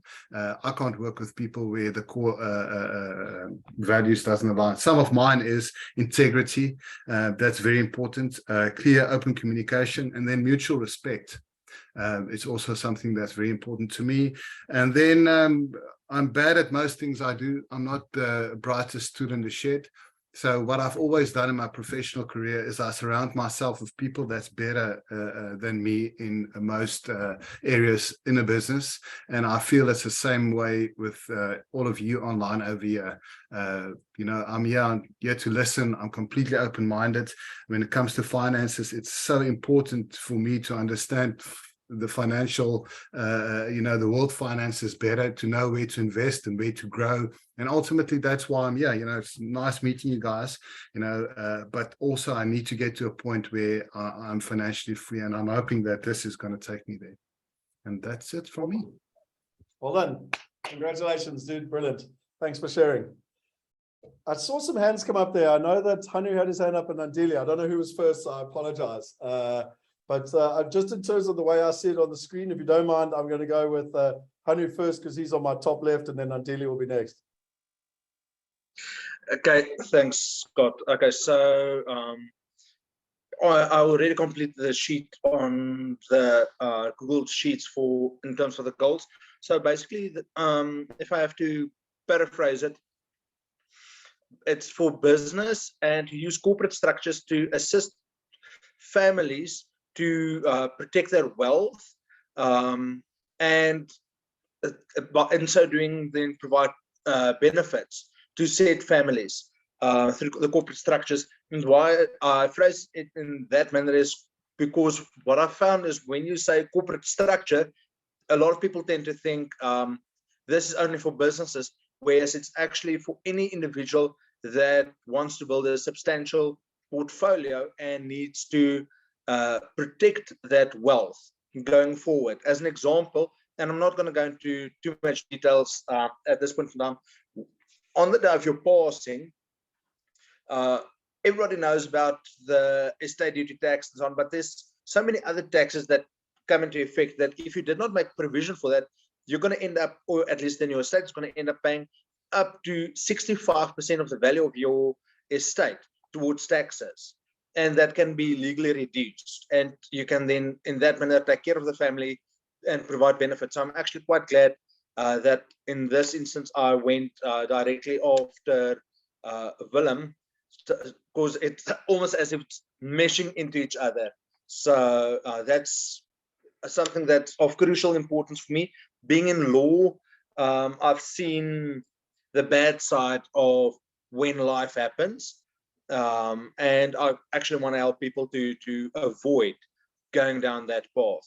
As for something that's interesting about myself, I actually had the advantage, or the whatever you want to call it, to have met with relatively famous people, one of them being Michael Douglas, and he actually gave me a video endorsement in terms of corporate tax protections, specifically at that point in time. I expanded quite a lot since then, but it's still quite interesting when you can meet with people like that. So yeah, life is looking good. I'm based in South Africa, wife, 3 kids, and own law firm, and on the property journey. Awesome. Well, thank you very much. And I think one thing you failed to allude, where Willem told us he was a pilot, you've also done a number of triathlons, and including a half Ironman, which is, you know, always a good sign for a top producer. Through that. Cool. I think Andili was next. Where's he gone now? Hang on, I need to I've lost him. Where's he gone? Scott, sorry to interrupt, Andili. I just wanted to say lovely to meet all of you. I unfortunately need to drop off. So if you need any assistance with the Wealth University or anything like that, just reach out to me or Shanika. But yep, take care and enjoy. Cheers, Shane. Thanks, mate. Thanks, Anu. Over to you, Andile. Hi, good morning, team. Firstly, apologies for coming in late. I did excuse myself from Scott, but I did warn them, dude. So don't stress. Okay, perfect. No, I guess the reason why I'm late, maybe just to explain, is you know, that YouTube video, Scott, that you sent to us, amongst other things, spoke to commitment and personal accountability. So you know, I've committed to going to gym, and that was a part of it. So I couldn't break that, unfortunately. So so when you speak about personal accountability, I had to make sure that you know, that which I've committed to is something that I hold myself accountable. So my name is Andy Destofile. So professionally, I work at Microsoft. I am the government and corporate affairs lead. So look at it very simplistically as stakeholder relations, and just making sure that from a Microsoft point of view, we're able to operate in the country. But that's not the interesting part. So in terms of who I am, so I am born and raised in the Eastern Cape, in a town called Umtata. You don't want to go there at this moment, it's horrible. The streets, everything is just terrible. So please do not go there anytime soon. And I'm a father of 3. So my eldest is 17, the mid one is 13, and then I've got one of those oopsies that came in, unplanned, which is 2.5-year-old. So, so it's quite a gap between them, and so trying to navigate all of them and and their personal interests and goals and those kind of things is a bit challenging. So for me, I think that when you just look at my top values, and I'll just speak about 3. So the one is family. So I define family purely around my kids. I always say to them that they didn't have a choice in coming to this world. We made the choice for them. So, they are solely my responsibility. Parents and otherwise, they come, second best in that regard. So that's the first one. The second one is around financial freedom, and specifically looking at the time freedom and also the the finance to be able to do all the stuff that I want at my particular time. And then the third one is around personal growth and personal development. So I'm a student of life. I've been in coaching for I don't know how many years, and purely believe in it because I've seen the breakthroughs in my life, and really being held accountable. And it's tough. You pay someone to bloody well make you cry sometimes, especially from a personal coaching point of view. And it's the strangest thing. But look, the kind of breakthroughs I've had in my life are astronomical. So certainly do not regret that. In terms of unique gifts that I bring, well, one thing I'm just a funny thing. The one thing I'm scared of is singing. I can speak on public platforms, speak to 1,000 people, but yes, do not ask me to sing. You trust me, I will cower away, and we won't be friends after that. And then just lastly is I'm very obsessed with almost rewriting the narrative, right? And creating legacy. So when I look at my kids, I want to make sure that things like they need to start thinking about finances. Right, because I don't know, in my family, we never sat around the table and really spoke about finances. So I had to learn the hard way, having houses repossessed, cars repossessed. I actually had to learn the hard way. So how do I rewrite that narrative? And my legacy to my kids is around, things like financial education, and getting them, because they come in and listen in some of my coaching sessions. As young as they are, I make sure that they're there. And even if they don't understand, even if they pick up 5%, good for them. So for me, that's very, very important. And lastly, I see I've got a minute, is I very much a student of leadership. So I'm actually in the process of creating an institute called Leadership with a Soul, because for me is leadership. The reason why we've got issues in the country and the world is that we actually don't have a soul. Leaders are all narcissistic and they want to do things in their own way, irrespective of community. So Leadership with the Soul Institute is something that I'm registering, and it's something that is my pet project. So thank you very much.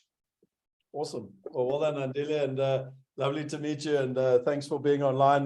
Glad we didn't know each other when I was 21, because my 21st was a karaoke. You would have hated me. Absolutely. I'm not sure who was next. Sorry, I don't know where hands are, etc. Rob, you got your hand up?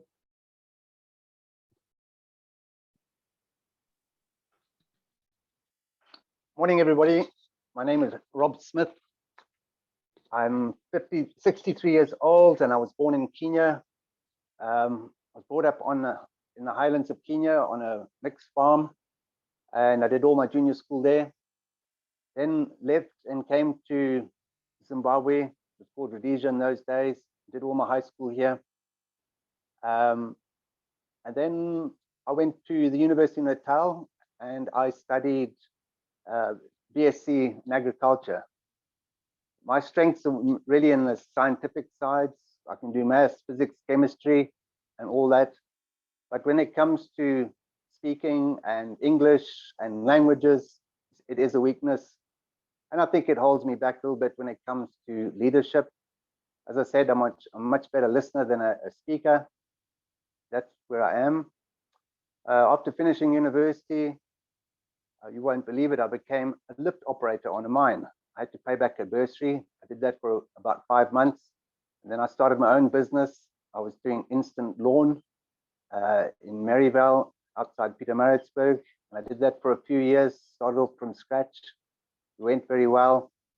And then my father asked me to come and join him in his business, which, as we all know, is actually very difficult working with your parents and that.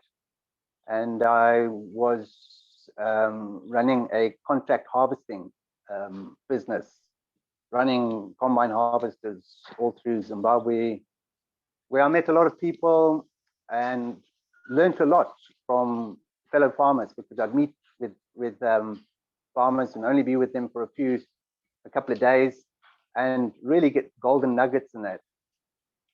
And as we know, life just takes you to places where you don't really know where you expect to go. We have all great intentions, but life comes in and grabs you and takes you elsewhere. Since then, I'm a farmer on a farm in the Beitbridge area in Zimbabwe. So coming from the highlands of Kenya, which was really cold and wet and it rained all the time, we're in a very hot and dry area. Today, I think we're going to 38 degrees for about the 4th time. I'm married to my wife, Robin, and I've got 2 daughters who are in their 20s. They're doing very, very well. And I'm very proud of it. Somehow something seems to have rubbed off, so that's great. My interests is running and cycling, mountain biking. I live in a very remote area of the country. There are not many people around. So a lot of my training is on my own, which is difficult to get started, but it's all great when you get going. Incidentally, my biggest challenge around here is cycling amongst elephants. Elephants is always a threat around here, but we make do, and you know what? It's probably it's safer than riding amongst traffic, for instance. I've written a couple of notes here. I have a philosophy of trying to keep it simple. As we often do, I've got a saying, if you do all the nice things in life, things that feel nice and you do and is nice, you actually find that life isn't nice. And sometimes we've got to hone in and look at what is important. And if you start doing the small things which are very important, you actually find life is nice. So where am I? In Zimbabwe, I've been through the rigors of the present government. And I think our biggest challenge is the finances in this country. Our inflation rates run at hundreds of percent. And it's a real challenge. And I really feel at this stage of my life, I want to use the words box clever. I want to collaborate with like-minded people and use more brains than brawn. And that's really what's brought me to this place as we sit today.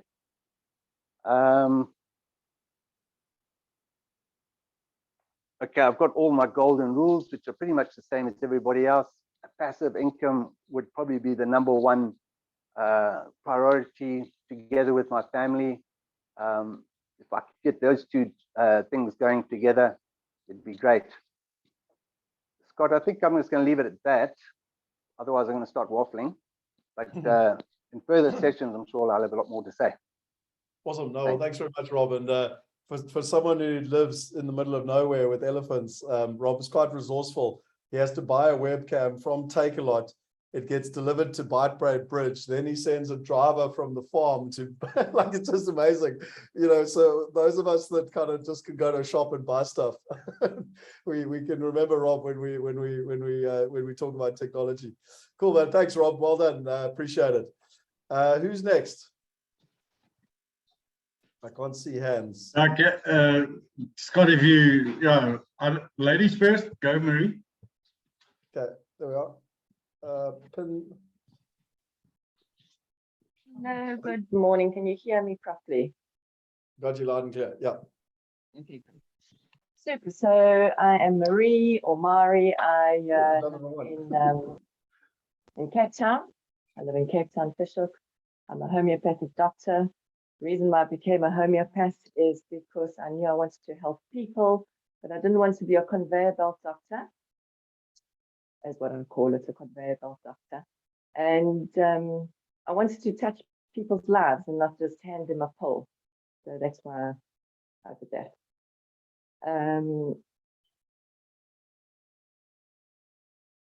Yeah, I guess public speaking is not my forte, however, so bear with me, please.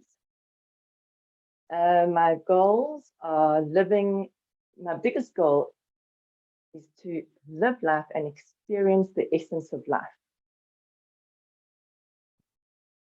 The past years in the past have been very difficult years, and I have done what has been right for me to do in terms of family, etc. And now all of that is gone, and the next 10 years or so moving forwards is actually all about what do I want. So that's what I want. I want to experience life. I'd like to learn to play the piano, river raft, hike, travel and explore this beautiful planet of Mother Earth. Have a little small holding somewhere and with a vegetable garden, chickens, solar, water, wake up and see the sunrises, the sunsets, and just smell the earth. Giving back, yes, I would like to be able to volunteer at different clinics around the world, one being in Tanzania, one in Switzerland, one in Swaziland and India. And yeah, maybe even having a little pop-up clinic for those in need. And I would like very much to earn some pounds and increase the my active income. And then obviously passive income as well, all of it. My unique gifts are I'm an excellent listener, I'm very loyal, and have very high morals. Thank you. That's me. Awesome. Well done. Well, listen, I really appreciate when someone challenges themselves. So well done for stepping up. And the thought that came to mind was Willem can fly our private jet and you can play the piano and we can have some fun traveling the world, you know? What do you? That sounds great fun. Awesome. Well done. Who is and you can sing, Scott, and you can be the singer. Adele can be our singer. Derek, was it you? I didn't get the voice earlier that said ladies first. I did, yes, but I see Maria's also had her hand up. Scott, she might have had it before me. Maria? I think you're muted. You're muted, I think. Yeah, you're muted. She's not muted, but we're not hearing. You need to unmute. Hang on, let me try and unmute you. Maria. No. Maria, you're not muted, but you might want to just check your sound. Maybe just whether your speaker is working or not. It's got red on the speaker thing. No, we can't hear.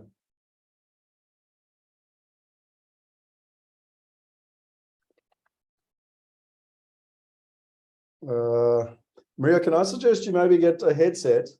If you can hear me, I presume you can hear me, otherwise you wouldn't have been here for the last hour and a half. But if you can get a headset and plug it in, because there's something wrong with the speaker.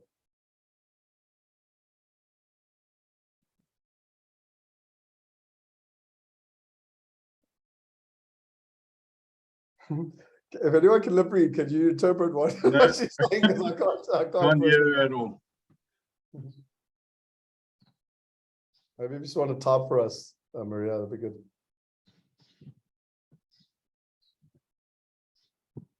Okay, let's pivot. Let's pivot if you don't mind, Maria. Let's get you a headset, and we'll come back to you. Derek, let's pivot to you. I'm just conscious of time. Yeah. Maybe Shanika, if you can give Maria a call, please. You've got her number, and just try and assist her on the telephone quickly, please. Actually, no, not. Yeah. Okay. Perfect. Over to you, Derek. Thanks. Thanks, Scott. I don't know if you planned it to have two farmers on the group at the same time. It's pretty much same age. You know, a lot of things in common. I remember at the Q&A of your webinar, that was one of my questions. You know, how do farmers fit in this whole effort? Okay, so Derek Matthews, fourth generation mixed farming operation. grains predominantly with livestock components, game, piggery, and mutton. Yeah, got myself involved in agricultural leadership as well, in organized agriculture, and been involved with that for a number of years, and currently heading up the Grain SA, which is the farmers lobby, grain farmers lobby organization. Personally, married to Karen, 3 kids, all married, 3 grandchildren at this point. Family is very important. I think you know, leaving a legacy for the family, I think is you know, being 4th generation on the same farm. I understand legacy, and it kind of you know it's taken an important part in the way the decisions we take and the way we do things. Involved in a bit of investment through in a trust that I'm a trustee at for agriculture. It's an industry trust, and manage quite a bit of money there. But you know, wanting to take, part of my goals is wanting to take those things that I do there and apply it to my own, you know, to my own portfolio. Have started diversifying my own property investments, and understand diversification very well, because in the farming business that I'm in, it is a diversified farming operation, and understand the benefits of diversification. You know, there are a couple of important things that one lives by. For instance, the 10 most powerful 2-letter words. I don't know if the group knows what they are. It is, if it is to be, it is up to me. So you get up and do it. And another thing is Bronowski. There's a quote from Bronowski up on my wall. It says, one of the most powerful drives in the ascent of man is the pleasure of his own skill. Having done something well, he loves to do it even better. So this I find very true. If I've started a project, done well in a project, it inspires, it drives you to do even better. So yeah, as far as my goals, you know, right here are concerned, is to I've been farming for 39 years and been absolutely exposed to climate and ups and downs, and need to diversify my investment portfolio, and not only invest in the farm anymore, but also have passive income, so that I can enjoy my farming. I don't intend retiring very soon, but I would like to be in a position where I can really enjoy my farm, because the way I know I should farm, not the way finances dictate our farm.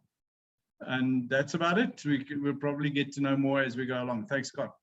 Awesome, Derek. Well, really appreciate it. And yeah, to answer your question, I didn't actually mention it earlier, but I've had many one-on-one interviews, and let's just say many people didn't make it, and I did very consciously choose the people that are here.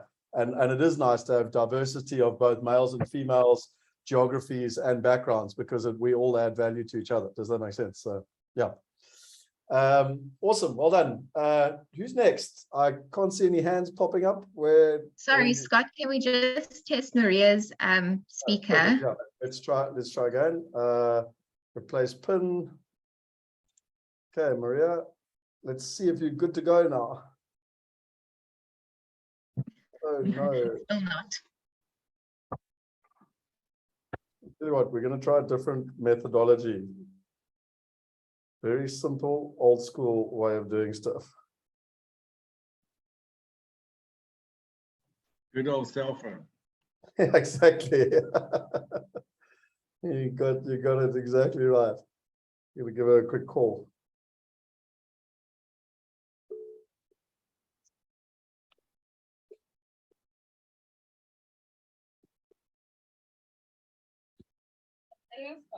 Hello, Maria. How are you doing? Let's use old school technology.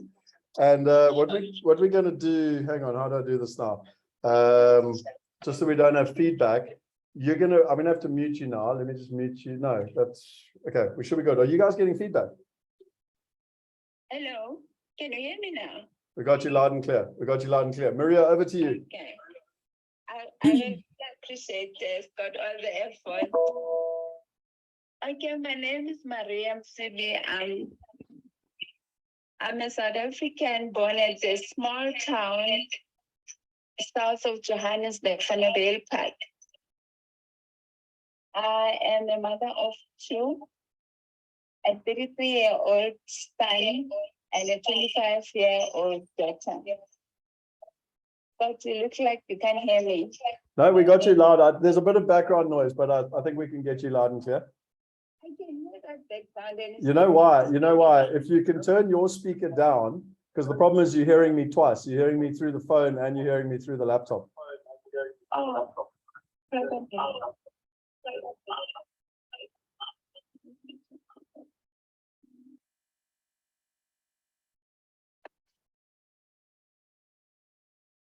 So it should be good now. But anyway, let's. We got you. It's perfect. The most important thing is we get to know who you are. Even if we hear you twice, we'll know. We'll have double the advantage. okay. So I'm a mother of a 33-year-old son and a 25-year-old daughter. Both of them doing very well, healthy, and I'm married. I have studied to be a doctor, and I thought that was not enough in terms of helping others. When I specialized, and I'm a physician specialist in a private practice here in Vanderbijl Park. The part of my life I've been at school because before I became a doctor, I did a junior degree as a BSc graduate.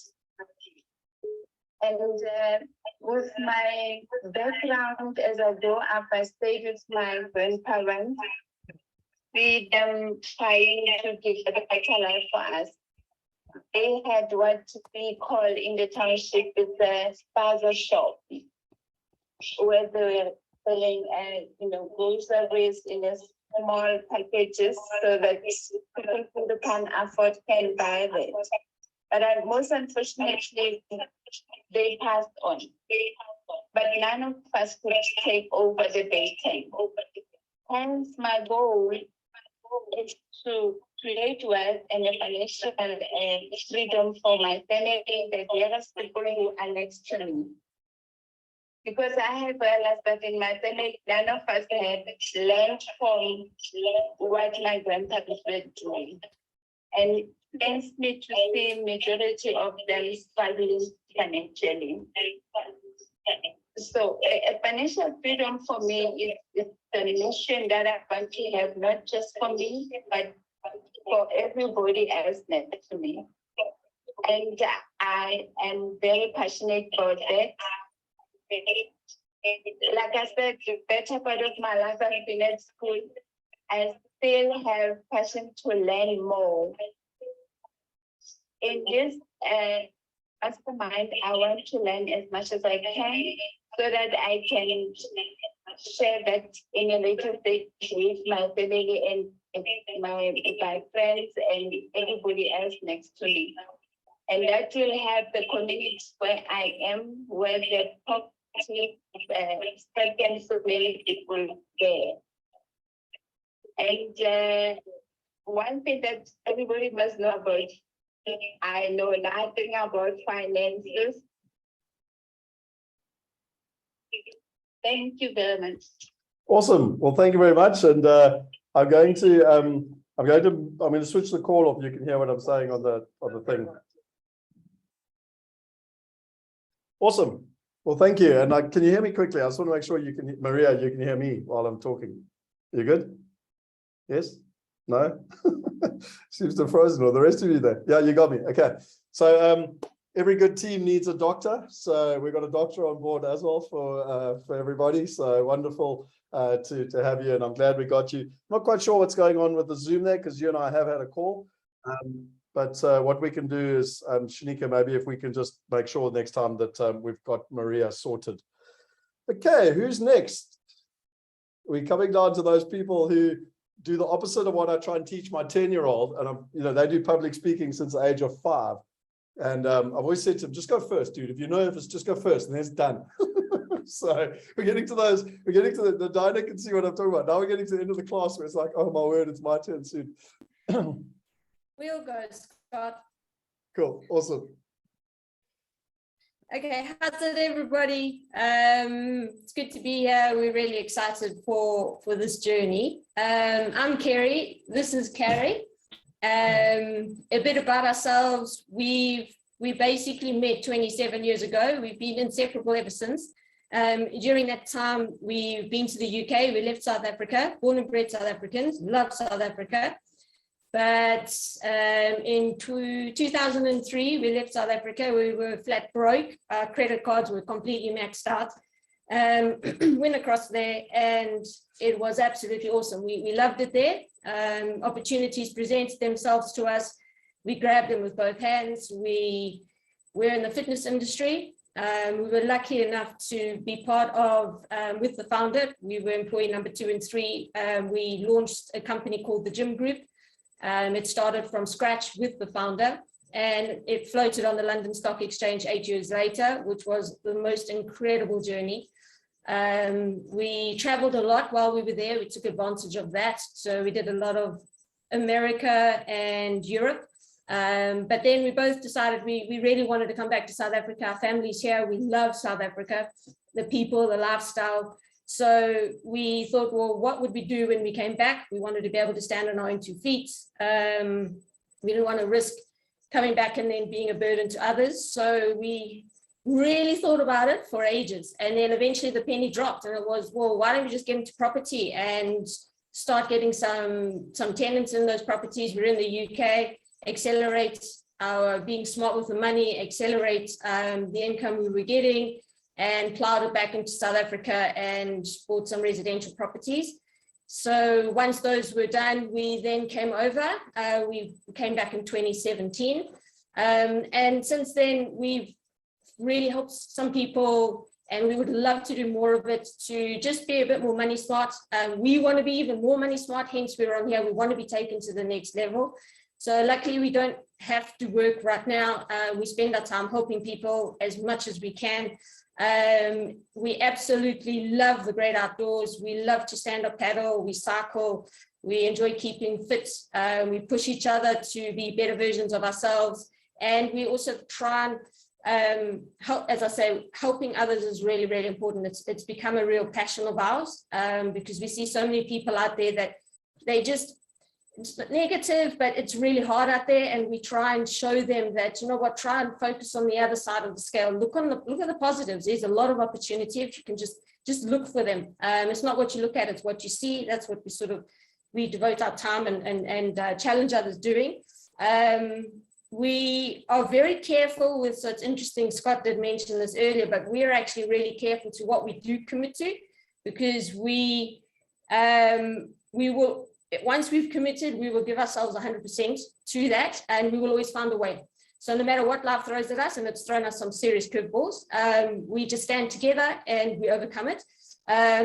We like to take stress away from people. We don't like to add to it. There's enough of that to go around. So we enjoy helping people as much as we can. We do repeat that a lot. And our goals, you guys can all see it, it is to continue to increase our passive income, because that just gives you the freedom to go out there and do what you want to do. And that was interesting to us, you know, when you work, and then suddenly you go, okay, so what do we really want? And that was quite a challenge. What do we want as individuals? So we've done a lot of soul searching on that. So our goals, you can see, are increase our passive income so we can continue to get out there, live life to the fullest, help others to do it too, decide where we want to live, because a lot of that filters into where we end up. At the moment, we're toying with staying in KZN, or do we move down to the garden route? We're very keen to get back to the USA for a holiday, for a trip. So yeah, that's pretty much us. The funny thing about us, because you asked something funny about us, is we've actually got a pet rooster. Now, this little guy, he adopted us. We live in a complex, and he sort of rocked up in our lives, and he's around us all the time. He does gardening with us. He's got his own little spot in the house. He's a very clever little guy. He's a very curious guy. So if we're pumping our tires before we go for a cycle or whatever, he's there. If you're in the toolbox, he's in there with you. So he's an awesome little guy. So that's us. Also, my next question we can do. Awesome. Well, thank you, Kerry. Thank you, Kari. I do want to share that you said that you have a Chief Freedom Officer spreadsheet, which between you and Diana, I look forward to us. Hopefully, you're willing to share it with us, and between you and Diana, we can maybe build something quite powerful. Because one of the most important things in getting to financial freedom is having the systems behind you. So, collectively we can keep to build, on that, because I know you enjoy those details as well. So anyway, wonderful to have you online and part of it. And as I said, I'm going to keep working on getting you to the garden route so you can come stand up paddleboarding here. Cool. Awesome. Who haven't we had yet? Do I have to start calling names now? Steve, I don't think we've had you.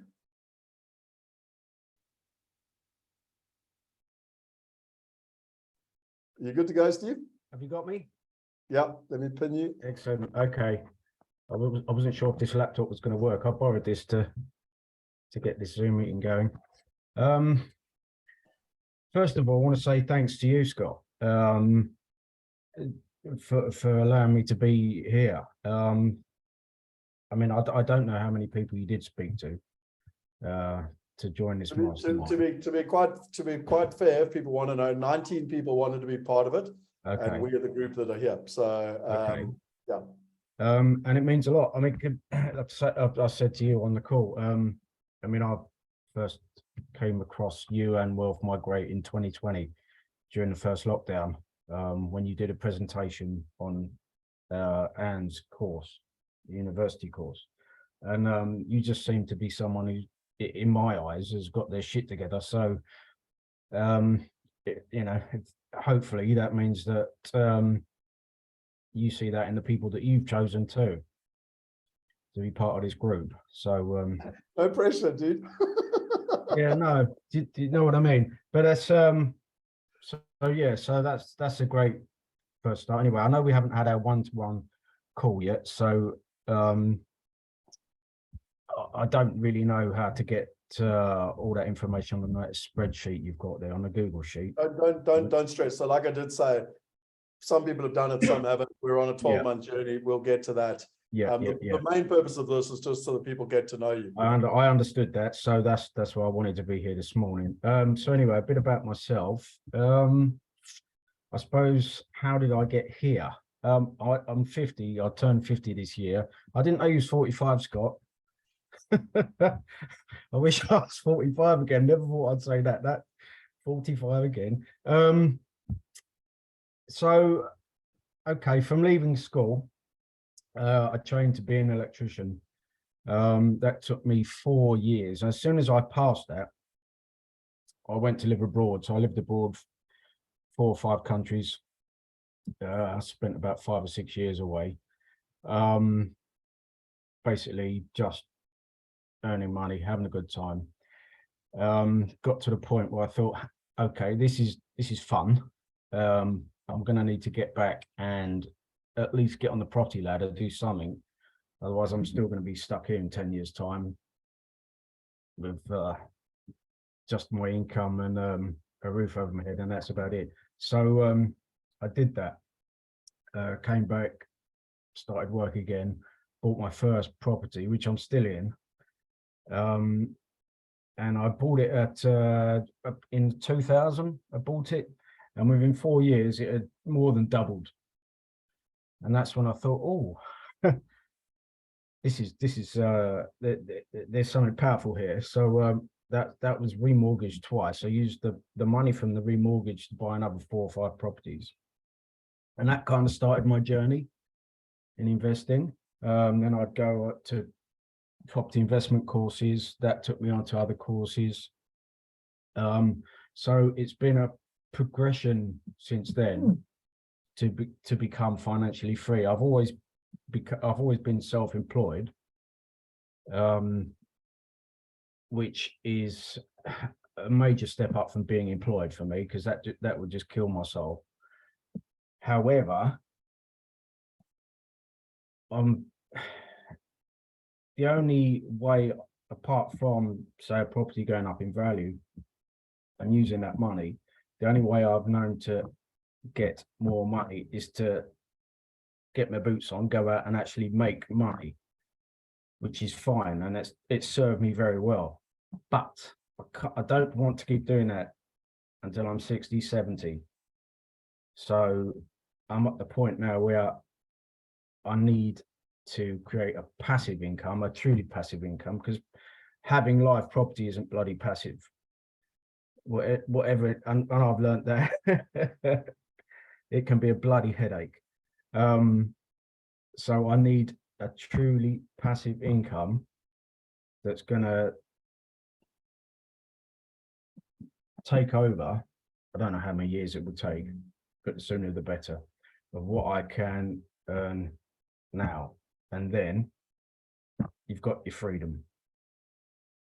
And I need a plan. And without a plan, I kind of fall backwards with everything, my health, if there's no why and there's no plan, everything just becomes a treadmill. So without that, at the very best, I'm stagnant, and that's not good enough. So that's why I wanted to be on this course, and that's why I want to be getting up at 7:30 in the morning to be here. So I've got a point. Does that make sense? No, So, completely. Yep, sorry. Yeah. So yeah, so that's kind of a bit about me. What else can I say? Oh, let's have, I've got a few notes. Is there anything on there? I don't want to take up too much time. I mean, personal development, a massive part of my life.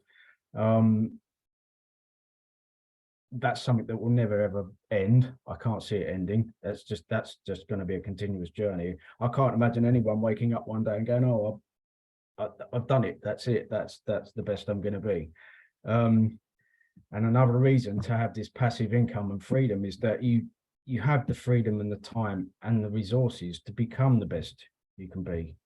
And I think everyone owes it to their self and to the people around you. I mean,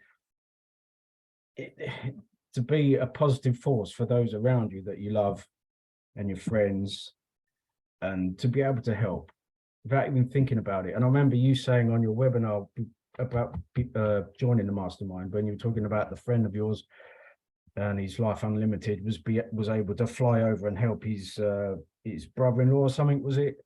Yeah. With money to look after him in hospital. I mean, that's powerful.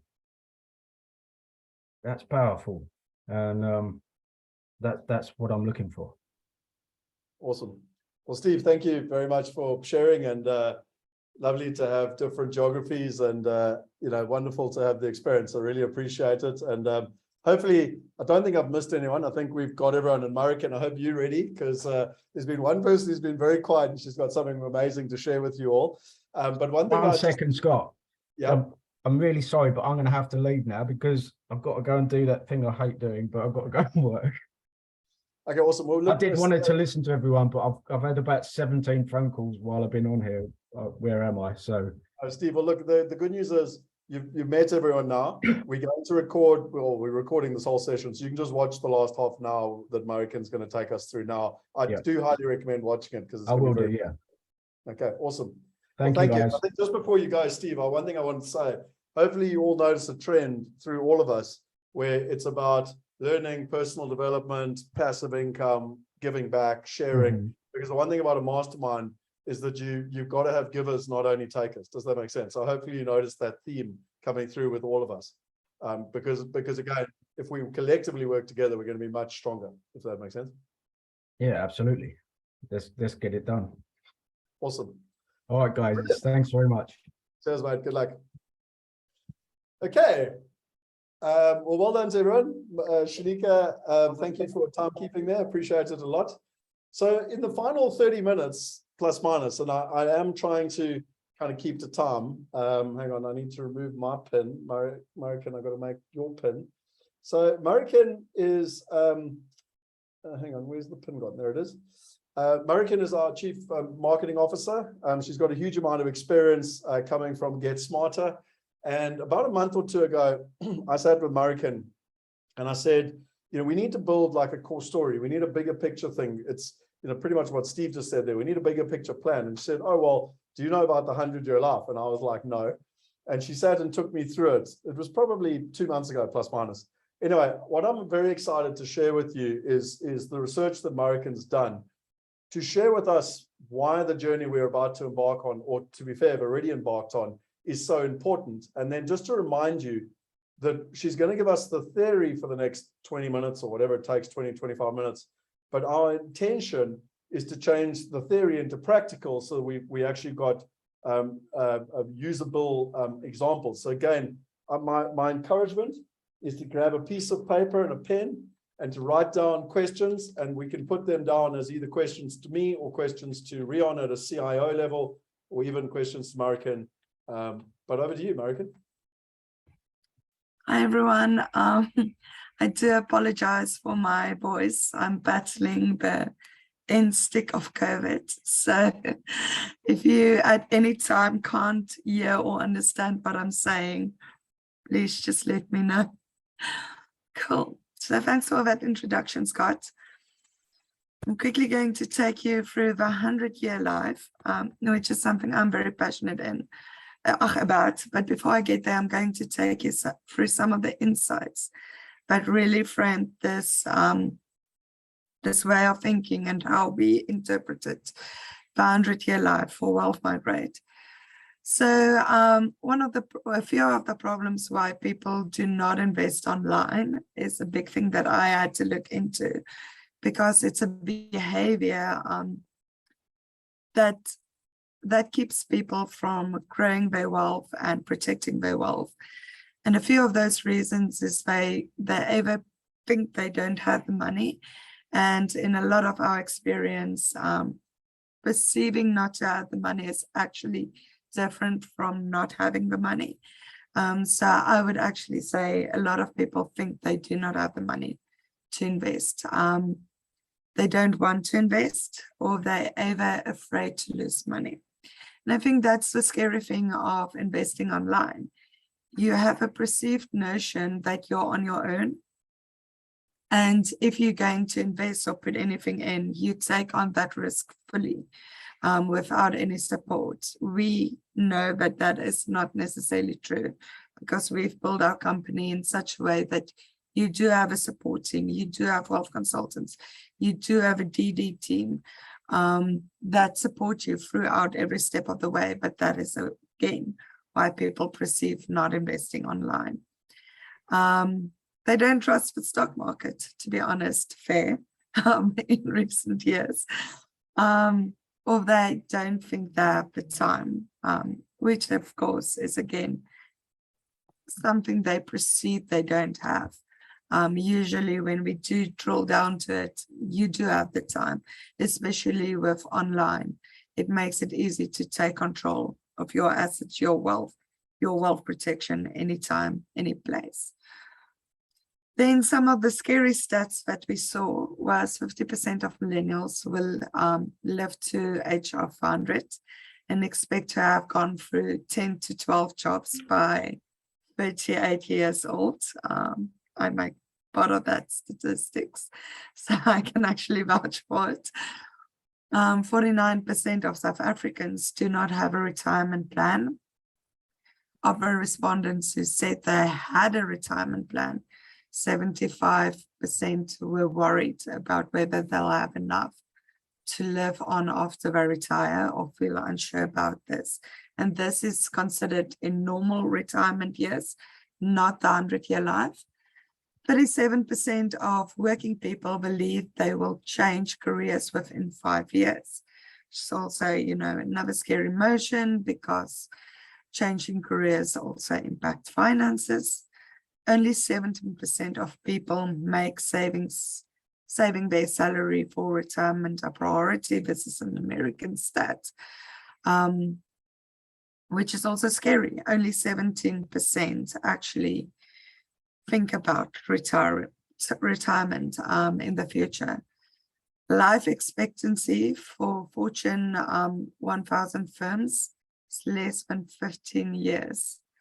S&P 500 firms is even less than that. More than a third, 35%, middle class South Africans are not putting any of their salaries towards retirement savings. Nearly 1 in 4 Americans are skipping medical care because of cost. They simply can't afford it. 73% married or cohabitating Americans say financial decisions are a source of tension in their relationships. I think we all can attest to that. When we have financial troubles, it tends to spill through to every aspect of our life. It doesn't stay in just the financial box. The PwC Global Workforce Survey found that 1 in 5 individuals plan to change jobs or switch employment in the next year. A key risk factor considering these trends is that employees, on resigning, opt to withdraw their cumulative savings. Most pension coverage is decreasing, with employees changing jobs more often. They fail to choose to preserve their savings, taking the cost on themselves instead.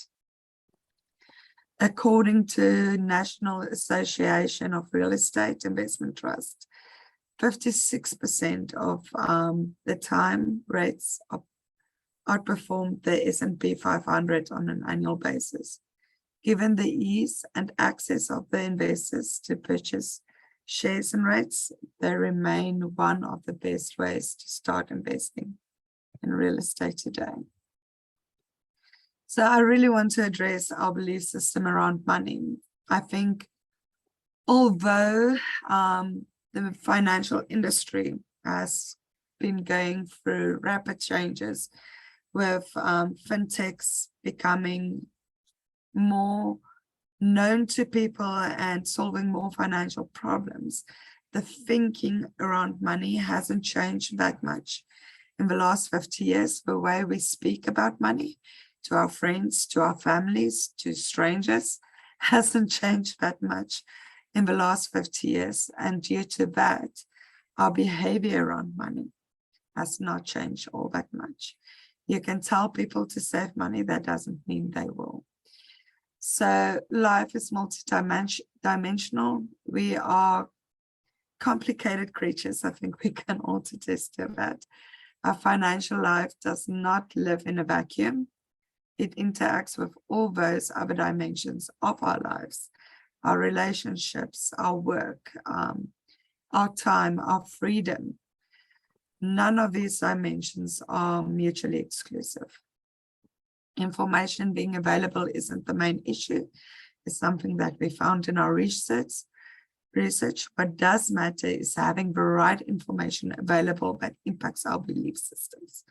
We need to change our belief systems. That's the first thing that needs to change.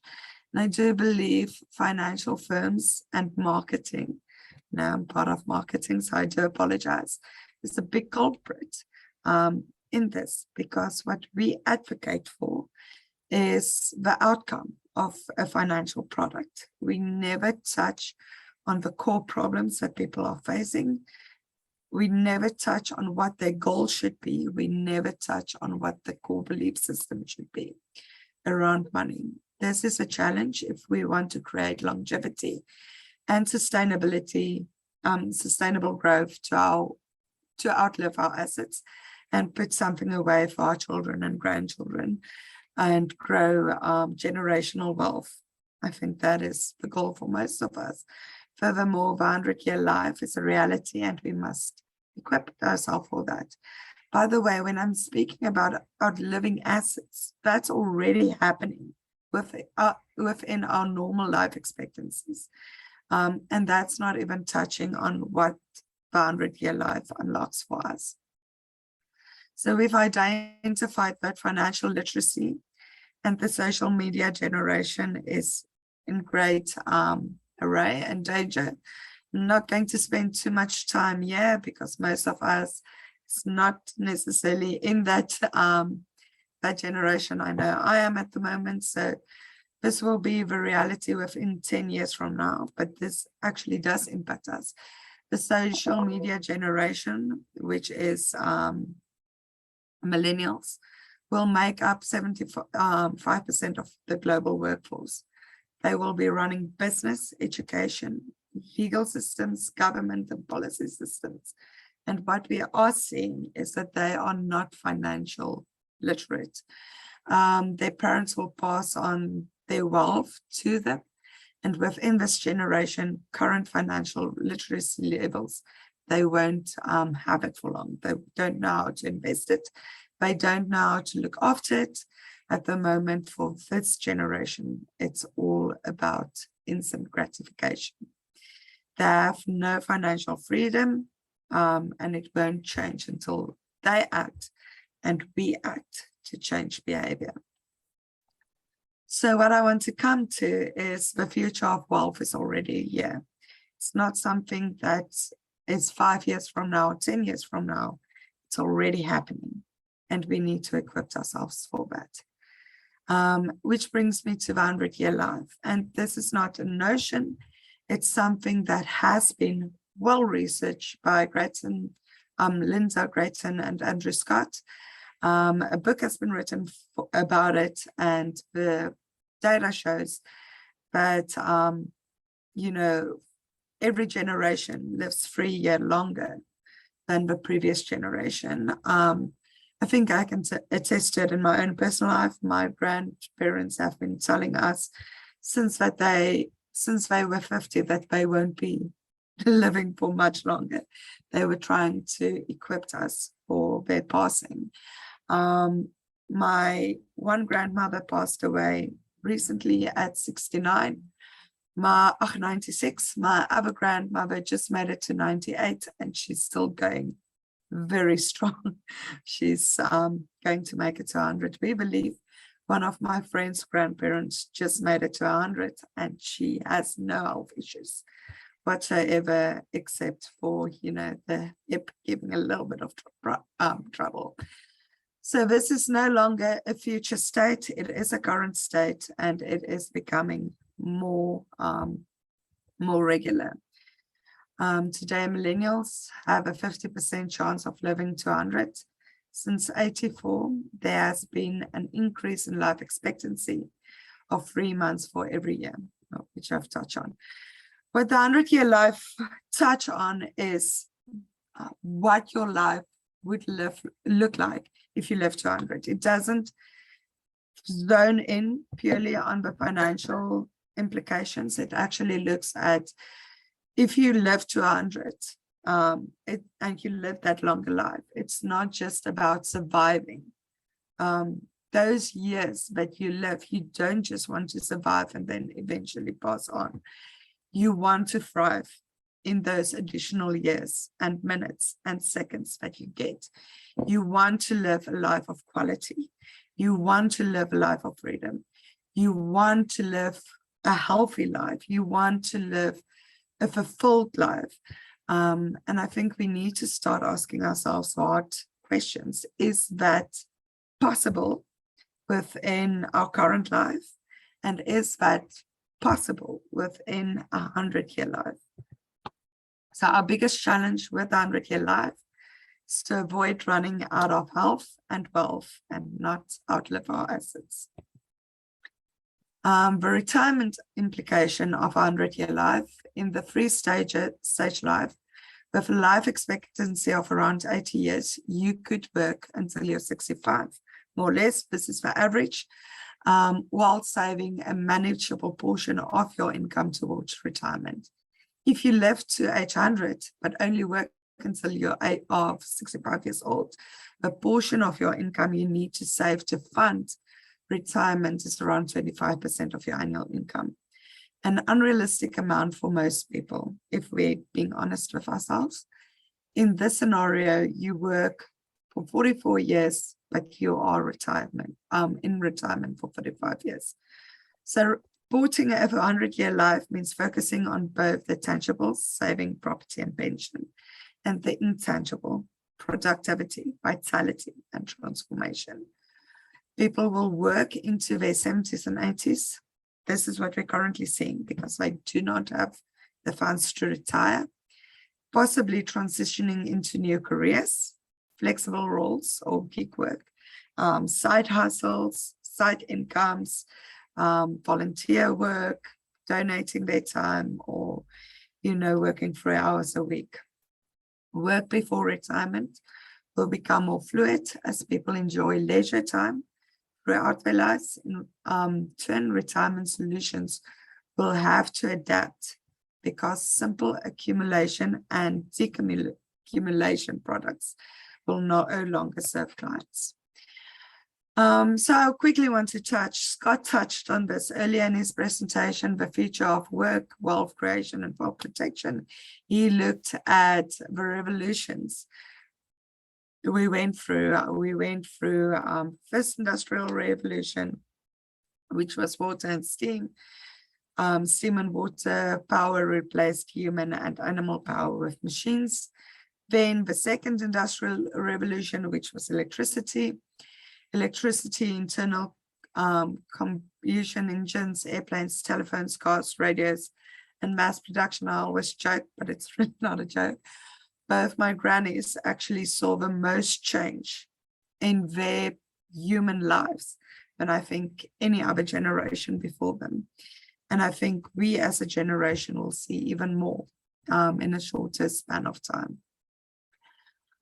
And that brings us eventually to, electricity, the internet, and IT used to further automation of mass production.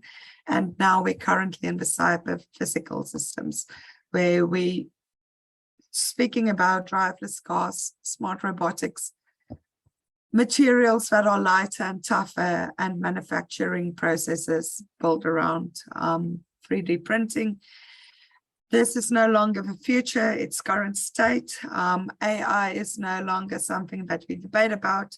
It's something that's being implemented. We look at smart warehouses, Alibaba, whose warehouse function without any human interaction. It's purely run on AI and machines.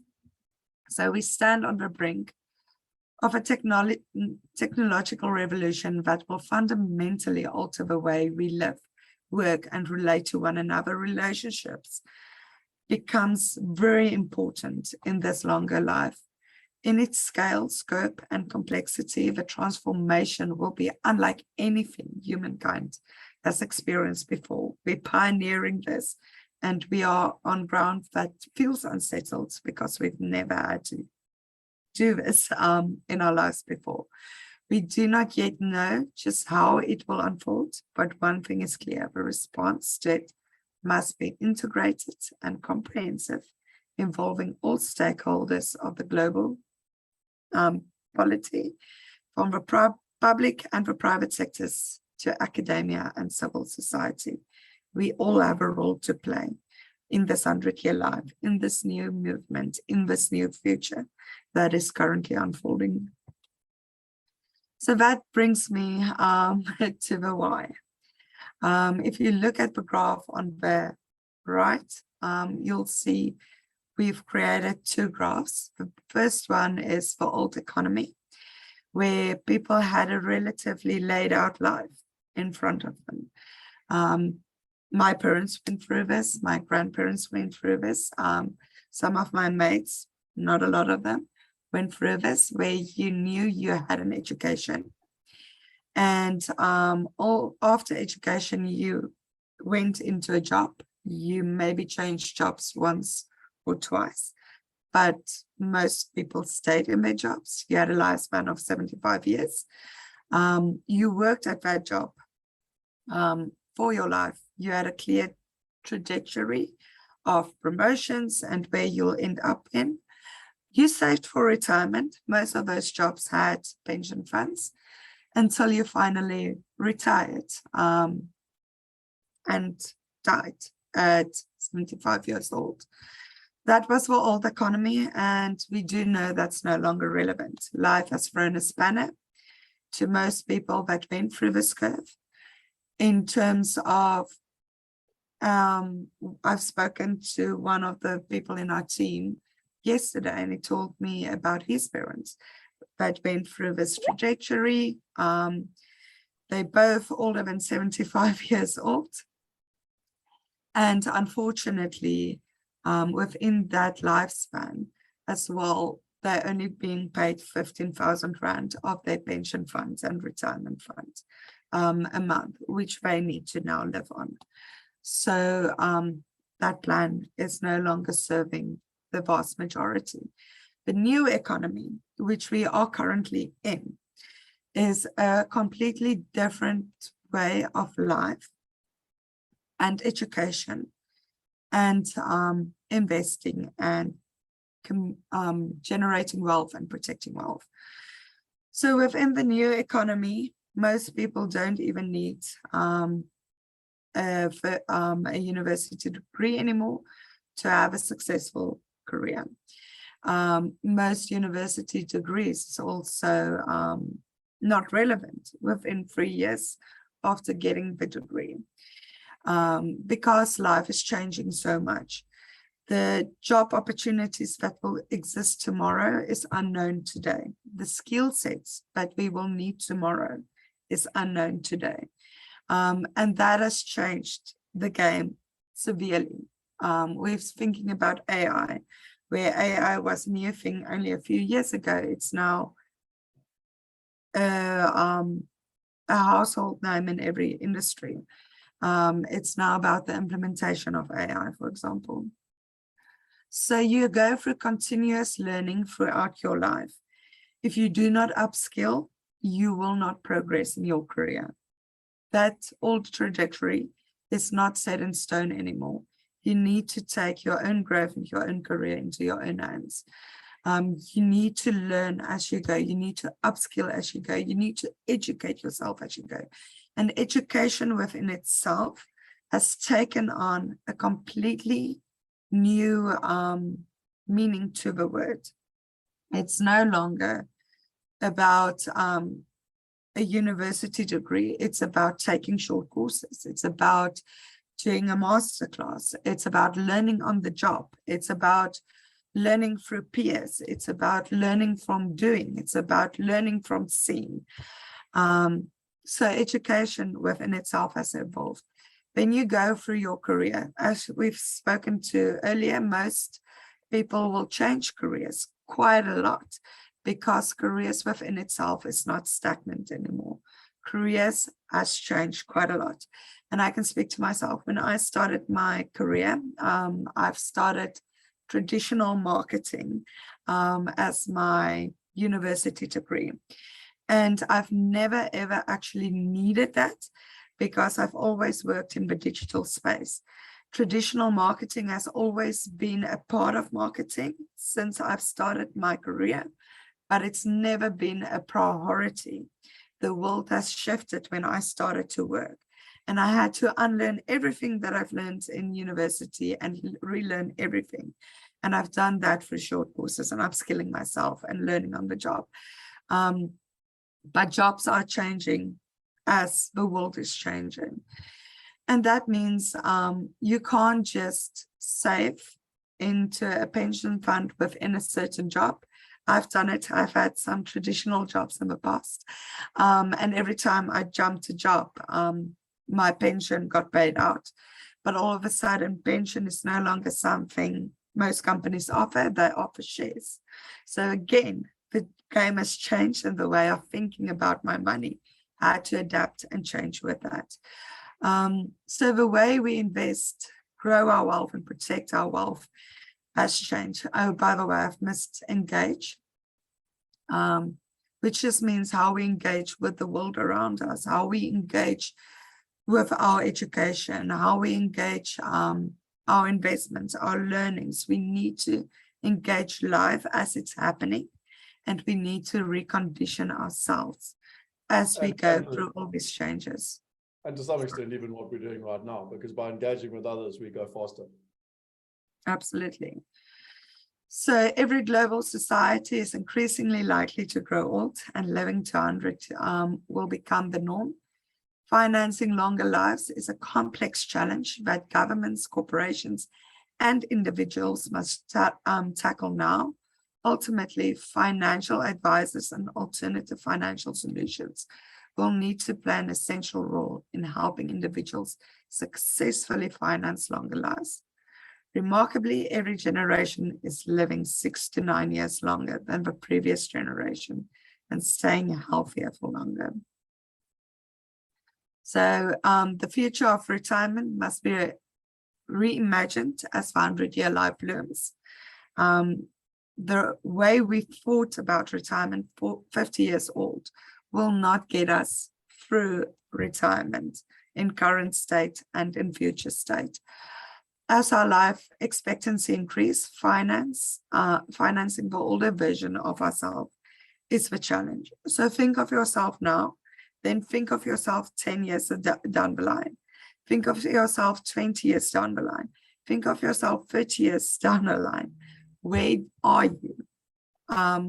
What does your retirement plan looks like? And what do you need to change to actually live that longer life, but not just surviving that longer life, but thriving in that life? So financing a 100-year life is not the only consideration. Individuals should live meaningful, healthy, and rich lives. We need to ensure against risk of outliving our assets.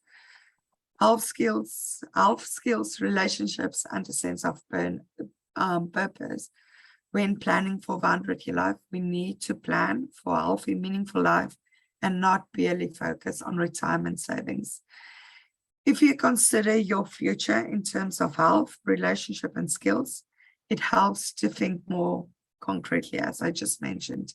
If you are 30 years old, think of yourself at 40. Think where you want to be health-wise, wealth-wise, life-wise. Now think realistically where you will most probably be as well. Why we like alternative assets is the alternative asset industry has continued to grow in recent years and is now a mainstay of the modern investment landscape. Industry assets under management are at record heights, and investors and fund manager interest in alternatives has increased steadily over time, and it's predicted to keep a mainstay growth. Institutional investors' main reason for investing in alternative assets is diversification. It started as a key benefit across all asset classes, while the various types of returns available means certain asset classes are more suited to certain investors.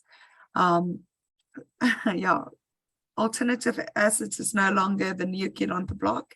It's actually in most investors' portfolios, but I'm sure Scott has been lyrical about this to each one of you, so I'm not going to spend too much time on that. I'm going to give over to Scott because my voice is really starting to fail me. But I would like to end this with a personal story, and Scott actually shared a very personal story with us yesterday. So Scott, over to you. Awesome. Appreciate it, Marek, and thank you very much. I'm just going to take your pin off so that we can see how do I do that now? Remove pin. So we've got everyone. Cool. Marek, thank you very much for sharing. I'm conscious of the fact that we're on time, and obviously what we've just shared with you is we could talk about this for 2 hours or more, okay? And what's more important is we've spoken about the theory, and now we've got to get into the practical. But the reason that Marek and I and the team chose to start with a 100-year life is that it's ultimately the principle of the life we all live in, okay? And the journey we're on for the next 12 months is to ensure that we've got the right strategies to be living within the new world and to be, setting ourselves up for success. Does that make sense? Can you understand the foundation of why we did it? Okay, but this story is an interesting one. So last week I was in St. Francis That is my family, my brother, his wife, and her parents. That's my mother. It was my mother's 75th birthday. Sorry, I'm now using my mouse. And I know none of you can see my mouse. So my mom's on my left-hand corner, and then the Sandy's parents on the top left. And I found it really interesting because it was my mom's 75th birthday and it was Tony's 80th birthday. It's one of the reasons we were there. And sorry for the gruff look that I have, but I was on holiday. And Tony shared a story with me. He said, you know, he's an optometrist. So Maria, this probably resonates with you being a specialist as well. You know, he's an optometrist, and he went and he did exactly what Marikan showed there. He went and learned, and we all know it takes a lot to specialize. And then he basically worked his whole life, and he invested, and he put his money into pensions and retirements and everything. And he invested in England in property, and he invested in, you know, all the retirement. He did everything that we were all taught to do. And now he's living in St. Francis. They bought a retirement home there, and he's very healthy. He plays he's 80, he plays golf, etc., etc. And I found it incredibly sad. And again, this is not for public, you know, I doubt you'll see me talking about this in a public webinar. But he said to me, you know, like, they sit there, oh, and by the way, volunteers every Thursday at the local clinic to help people with their eyes, etc. And he said to me, him and his wife were like, we don't know what to do. Like, our financial plan was to get to like our early 80s, and then we were supposed to kind of pass away, and our health is going to outlive our pension. Which is, you know, imagine being in the conundrum of, like, you're healthy, like we all want to be healthy, and yet you're right, your plan is not working. You know, and I think for me, it's a great way to kind of start to close out today, because what Marikan has shared, sorry, Marikan, if you don't mind, just stop sharing so we can see each other, is that I wanted to kind of give the personal story behind what Marikan's just shared, because I feel very strongly that not only do we have an intense obligation to ourselves not to end up in that situation, but I know that many of you resonate with this, which is we all share a passion to make sure that we can share the knowledge with others so that they too don't end up in this situation. Because if I take Tony, my heart bleeds for the guy, because I don't think he did anything wrong. He did everything he was told to do. He's gone and got a good job. He's gone and invested in himself and studied. He's put his money into his pension. He's been studious, you know, whatever. He hasn't driven fancy cars and all that stuff. And the plan hasn't worked, you know, and can you blame him? You know, because unfortunately, I think he's kind of set up for failure. So it's with that I want to kind of end out, because I always believe, in Marikan and I talk about this all the time, facts tell and stories sell. And the point is, the story should resonate with you a lot more personally. Does that make sense? Yes, no, thumbs up, thumbs down. Okay, so what I would like to do, just so that you're aware with regards to time, one of the things that I would ask, and just going forward, I know that I normally run a very tight schedule, you know, literally like from one meeting to the next.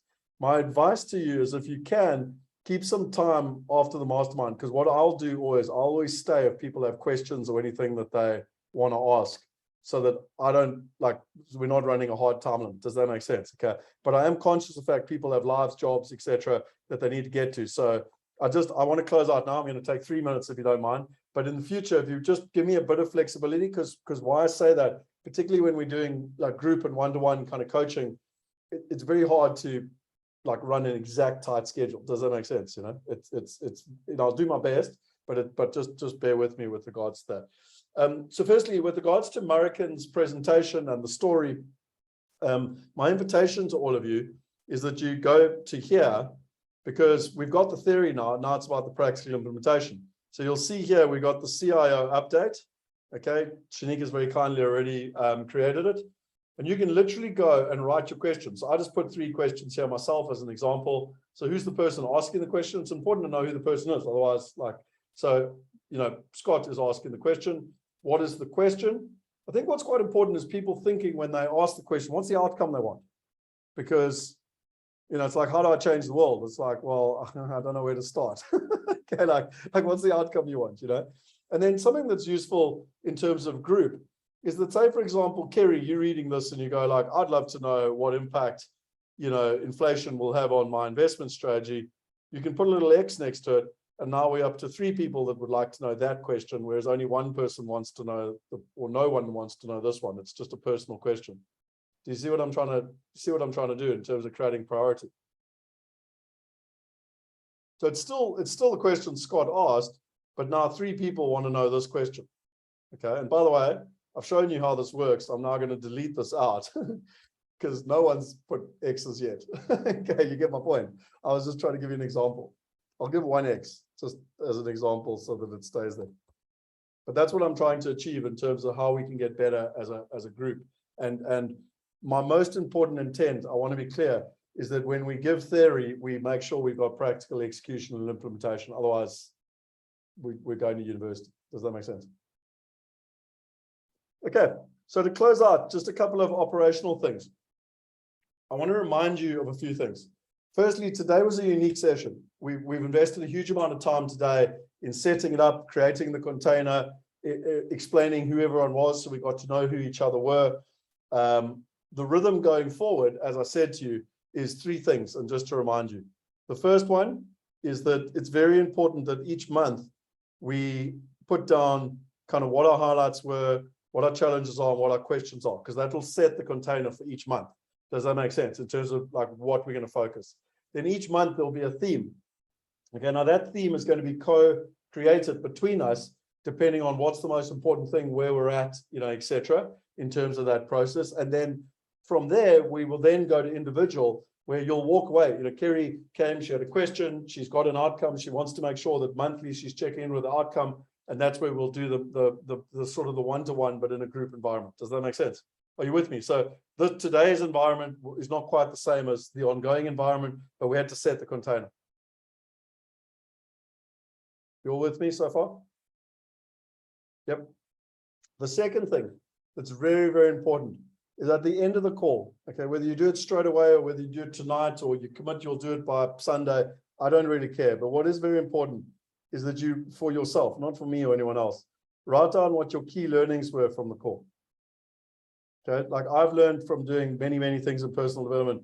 You can go to a 5-day Tony Robbins event, 50 hours, but if you can synthesize the 1, 2, or 3 things that you took away, that will really help you make meaningful progress. Okay. And then what I believe would be very powerful for you is each month, write down no more than 3. What are 3 actions you're going to take to move you forward towards your golden goal? Okay. And if you need help with it or whatever, going forward, remember we would have had more kind of coaching time to help with. Today's been slightly different, but it's really important that each month we're walking away and we're saying, okay, I'm going to do this, this, and this month. Okay, yes, my golden goal for the next 12 months is to do this, but what's one action item I'm going to take to that I'm going to commit to move forward for the month? Does that make sense? I don't want to oversimplify it, but I also don't want to assume everyone knows what I'm talking about straight away.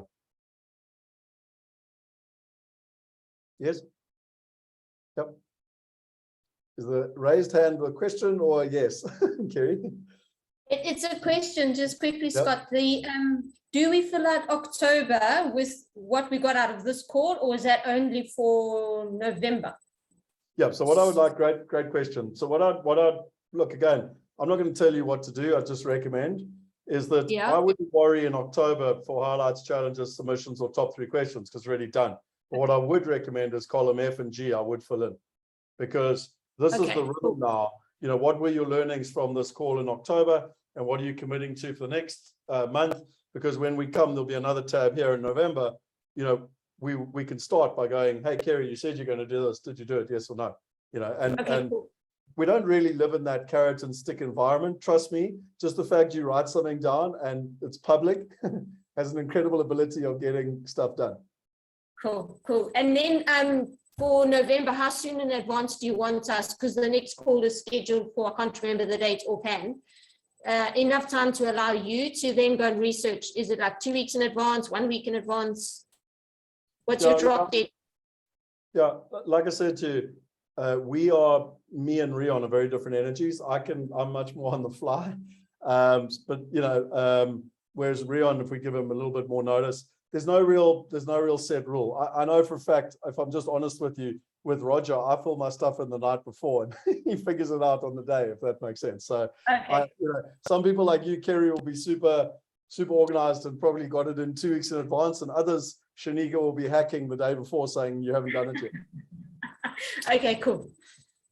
I know, I guarantee you there'll be both sides of the fence. Okay, last couple of things operationally. So I'm going to send you a quick message afterwards. I've already put it together, and it's going to say something along the lines of, what were the top 3 things you enjoyed today? What were the top 3 things you would like to be improved? And, you know, top 3 things we could do to add more value, remembering that what I said to you earlier, good people like a pat on the back. We're all humans, we all like a pat on the back, but great people always want constructive feedback, how we can add more value. Does that make sense? So it's really important. If you don't have to do it, but for us collectively to get better, constructive feedback is going to consistently help us get better. Does that make sense? You know, and if you've got no feedback, fine. If you're like, what, it was better than I expected, you can say that as well, you know. Then the last 2 things on an admin perspective, which I think are relevant, is that if you haven't done the one-to-ones with me, Shanika will be reaching out with a calendar link, and we need to get those scheduled as soon as possible. If you want to set up an appointment with Calio, I know some of you want to do that from a structuring perspective. Again, between Shanika and yourselves, we can coordinate with Garth and his team to set that up. So just operationally, if there's things like that, just check in with Shanika, and between Shanika and I, we'll figure it out to be able to assist you. And then the last thing that I want to reiterate is, I've said it already, but I want to repeat it, is that the value, the real value, is always to try and synthesize what your information is. Literally synthesize it. So I know I'm one of those guys that writes, you know, 47 paragraphs, but the shorter you get it, the more precise it is. And then equally, the actions you're going to take, because really the whole idea with the mastermind is to get you your outcome.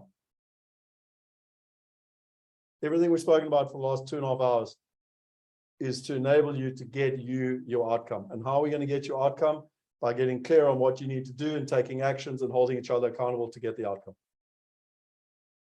You with me? So I know we're on time, but I'd like to close out in a very good tradition I've learned from a number of my masterminds, is a quick closing out. So if you don't mind, I'm just going to go in the order as I see them on the screen. So Kerry and Kari, you're first, then Diana, you're next, then Willem, then Mari, then Shanika, then Maria, then Derek, then Marikan, then Andili, and then Rob.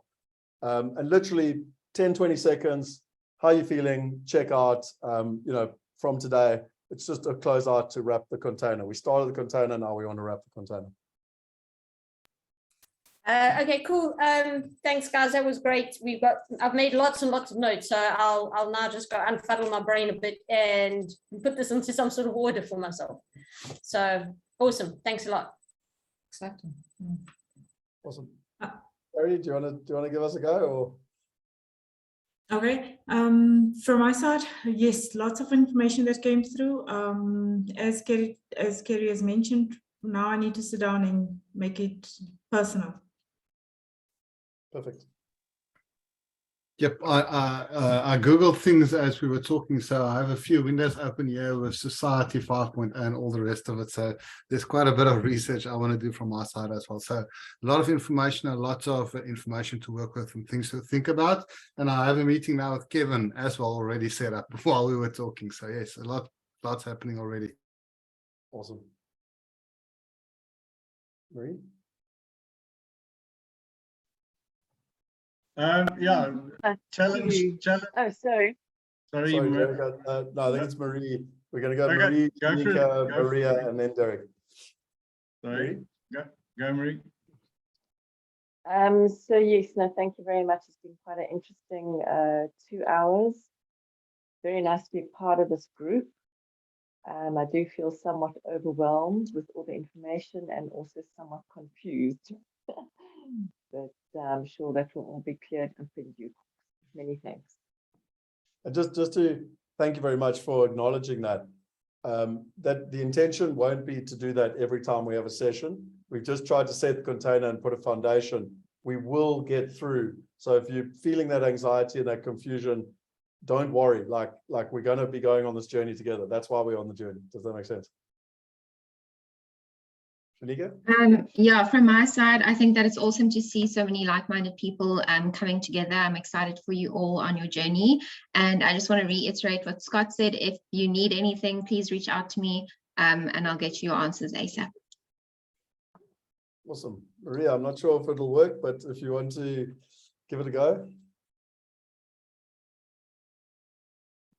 Let's try and mute you. Maybe, Maria, it might be easier if you just want to type quickly.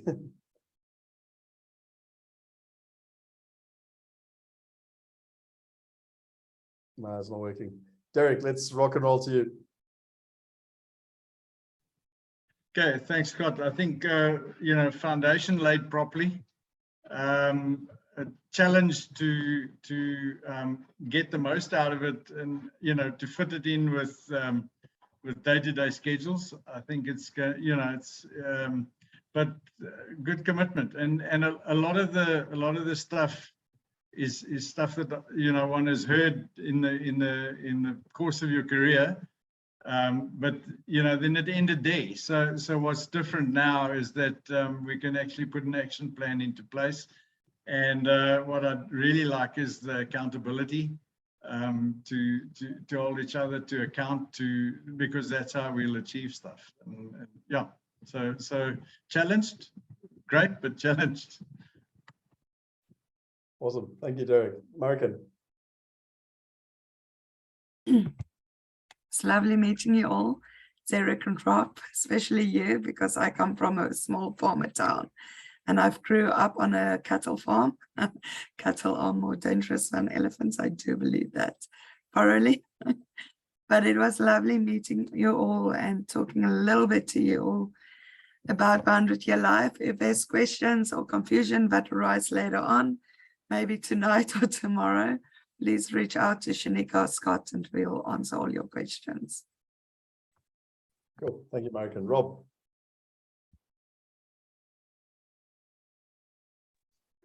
Hi, Scott. Well, what I've got in mind, it seems to be a bit like a rugby game. We've all got the new team, we've got our jerseys on, and we've had kickoff, and the ball is now up high in the sky, and somehow it's got to be controlled and caught, and we've got to get that ball back. In other words, it's going to be messy, but we're going to have to get some order and stuff in it. So my question, and what I would like, is also a recording of this first meeting, so we can go through it a bit. I can go through it a bit slow and just pull out the most poignant points. Thanks, Scott. Awesome. Just to remind you, it will all be here as soon as we get the recording stuff. It'll all be put here in the resources section for you. Everything. So the recording, the slide share, any other resources will all be here for you. Cool. And Dile. Yeah, thanks, Scott. So overwhelmed, just the sheer amount of information that's here, it just feels like one is drinking out of a fire hose. But on the positive, I think, having a mastermind, I think there's going to be a lot of information sharing, and therefore the overwhelm will decrease. Couple that with the one-on-one. So looking forward to it, but definitely overwhelmed. But yeah, looking forward to it. Awesome. And Rob, I think it's the same, Rob. So I think we've got everyone. Just reminding everyone that this is the journey we all go on. Unconscious incompetence, conscious incompetence, conscious competence, and again, I've taken you all through this before. Just reminding you that, like, at the end of the day, we're building this container to get the results. If you're feeling overwhelmed, we've all been there before. But if you're going to go to the next level, it's just the way it works. You know what I mean? So that's the whole intention. And my role in this group is to find committed people, get them together. I'd like to think we've done that. Now my role is to push us and to push you, that this is not a comfort zone. This takes you to the next level. Like, does that make sense? So, but my one request to you is that we've got the WhatsApp group. Start to interact. If you find an article or something of value, etc., don't be shy to share it. We're going to collectively learn. I learn as much as you do by learning from each other. Does that make sense? So, and there's no stupid question. If someone wants the question, put it on the group rather than send it privately. Because if Dinah's asking the question, whatever it is, the chances are there's 5 other people who want to know that question as well. So don't be shy to ask questions, please. Shanika, you got your hand up, and then let's close out. Maria sent me a voice note, which I'm presuming is her checkout. So if I can just play that for her now. Oh, brilliant. Yeah, thank you. Okay. I think I have an internet problem. I can't go through, but I have learned a lot. And my point is that the information is overwhelming, but I will try to go through it. And I think this is also pushing me to learn. Thank you. Awesome, Maria. I love the ingenuity. You gotta love resourcefulness from Africa. It's what I always appreciate. Well, listen, thank you to all of you. Pat yourselves on the back. You've started a journey. You've made a commitment. My commitment to you is we'll do what it takes to get you to your outcome. And have a wonderful day and let's move forward. Thank you. Goodbye all. Cheers.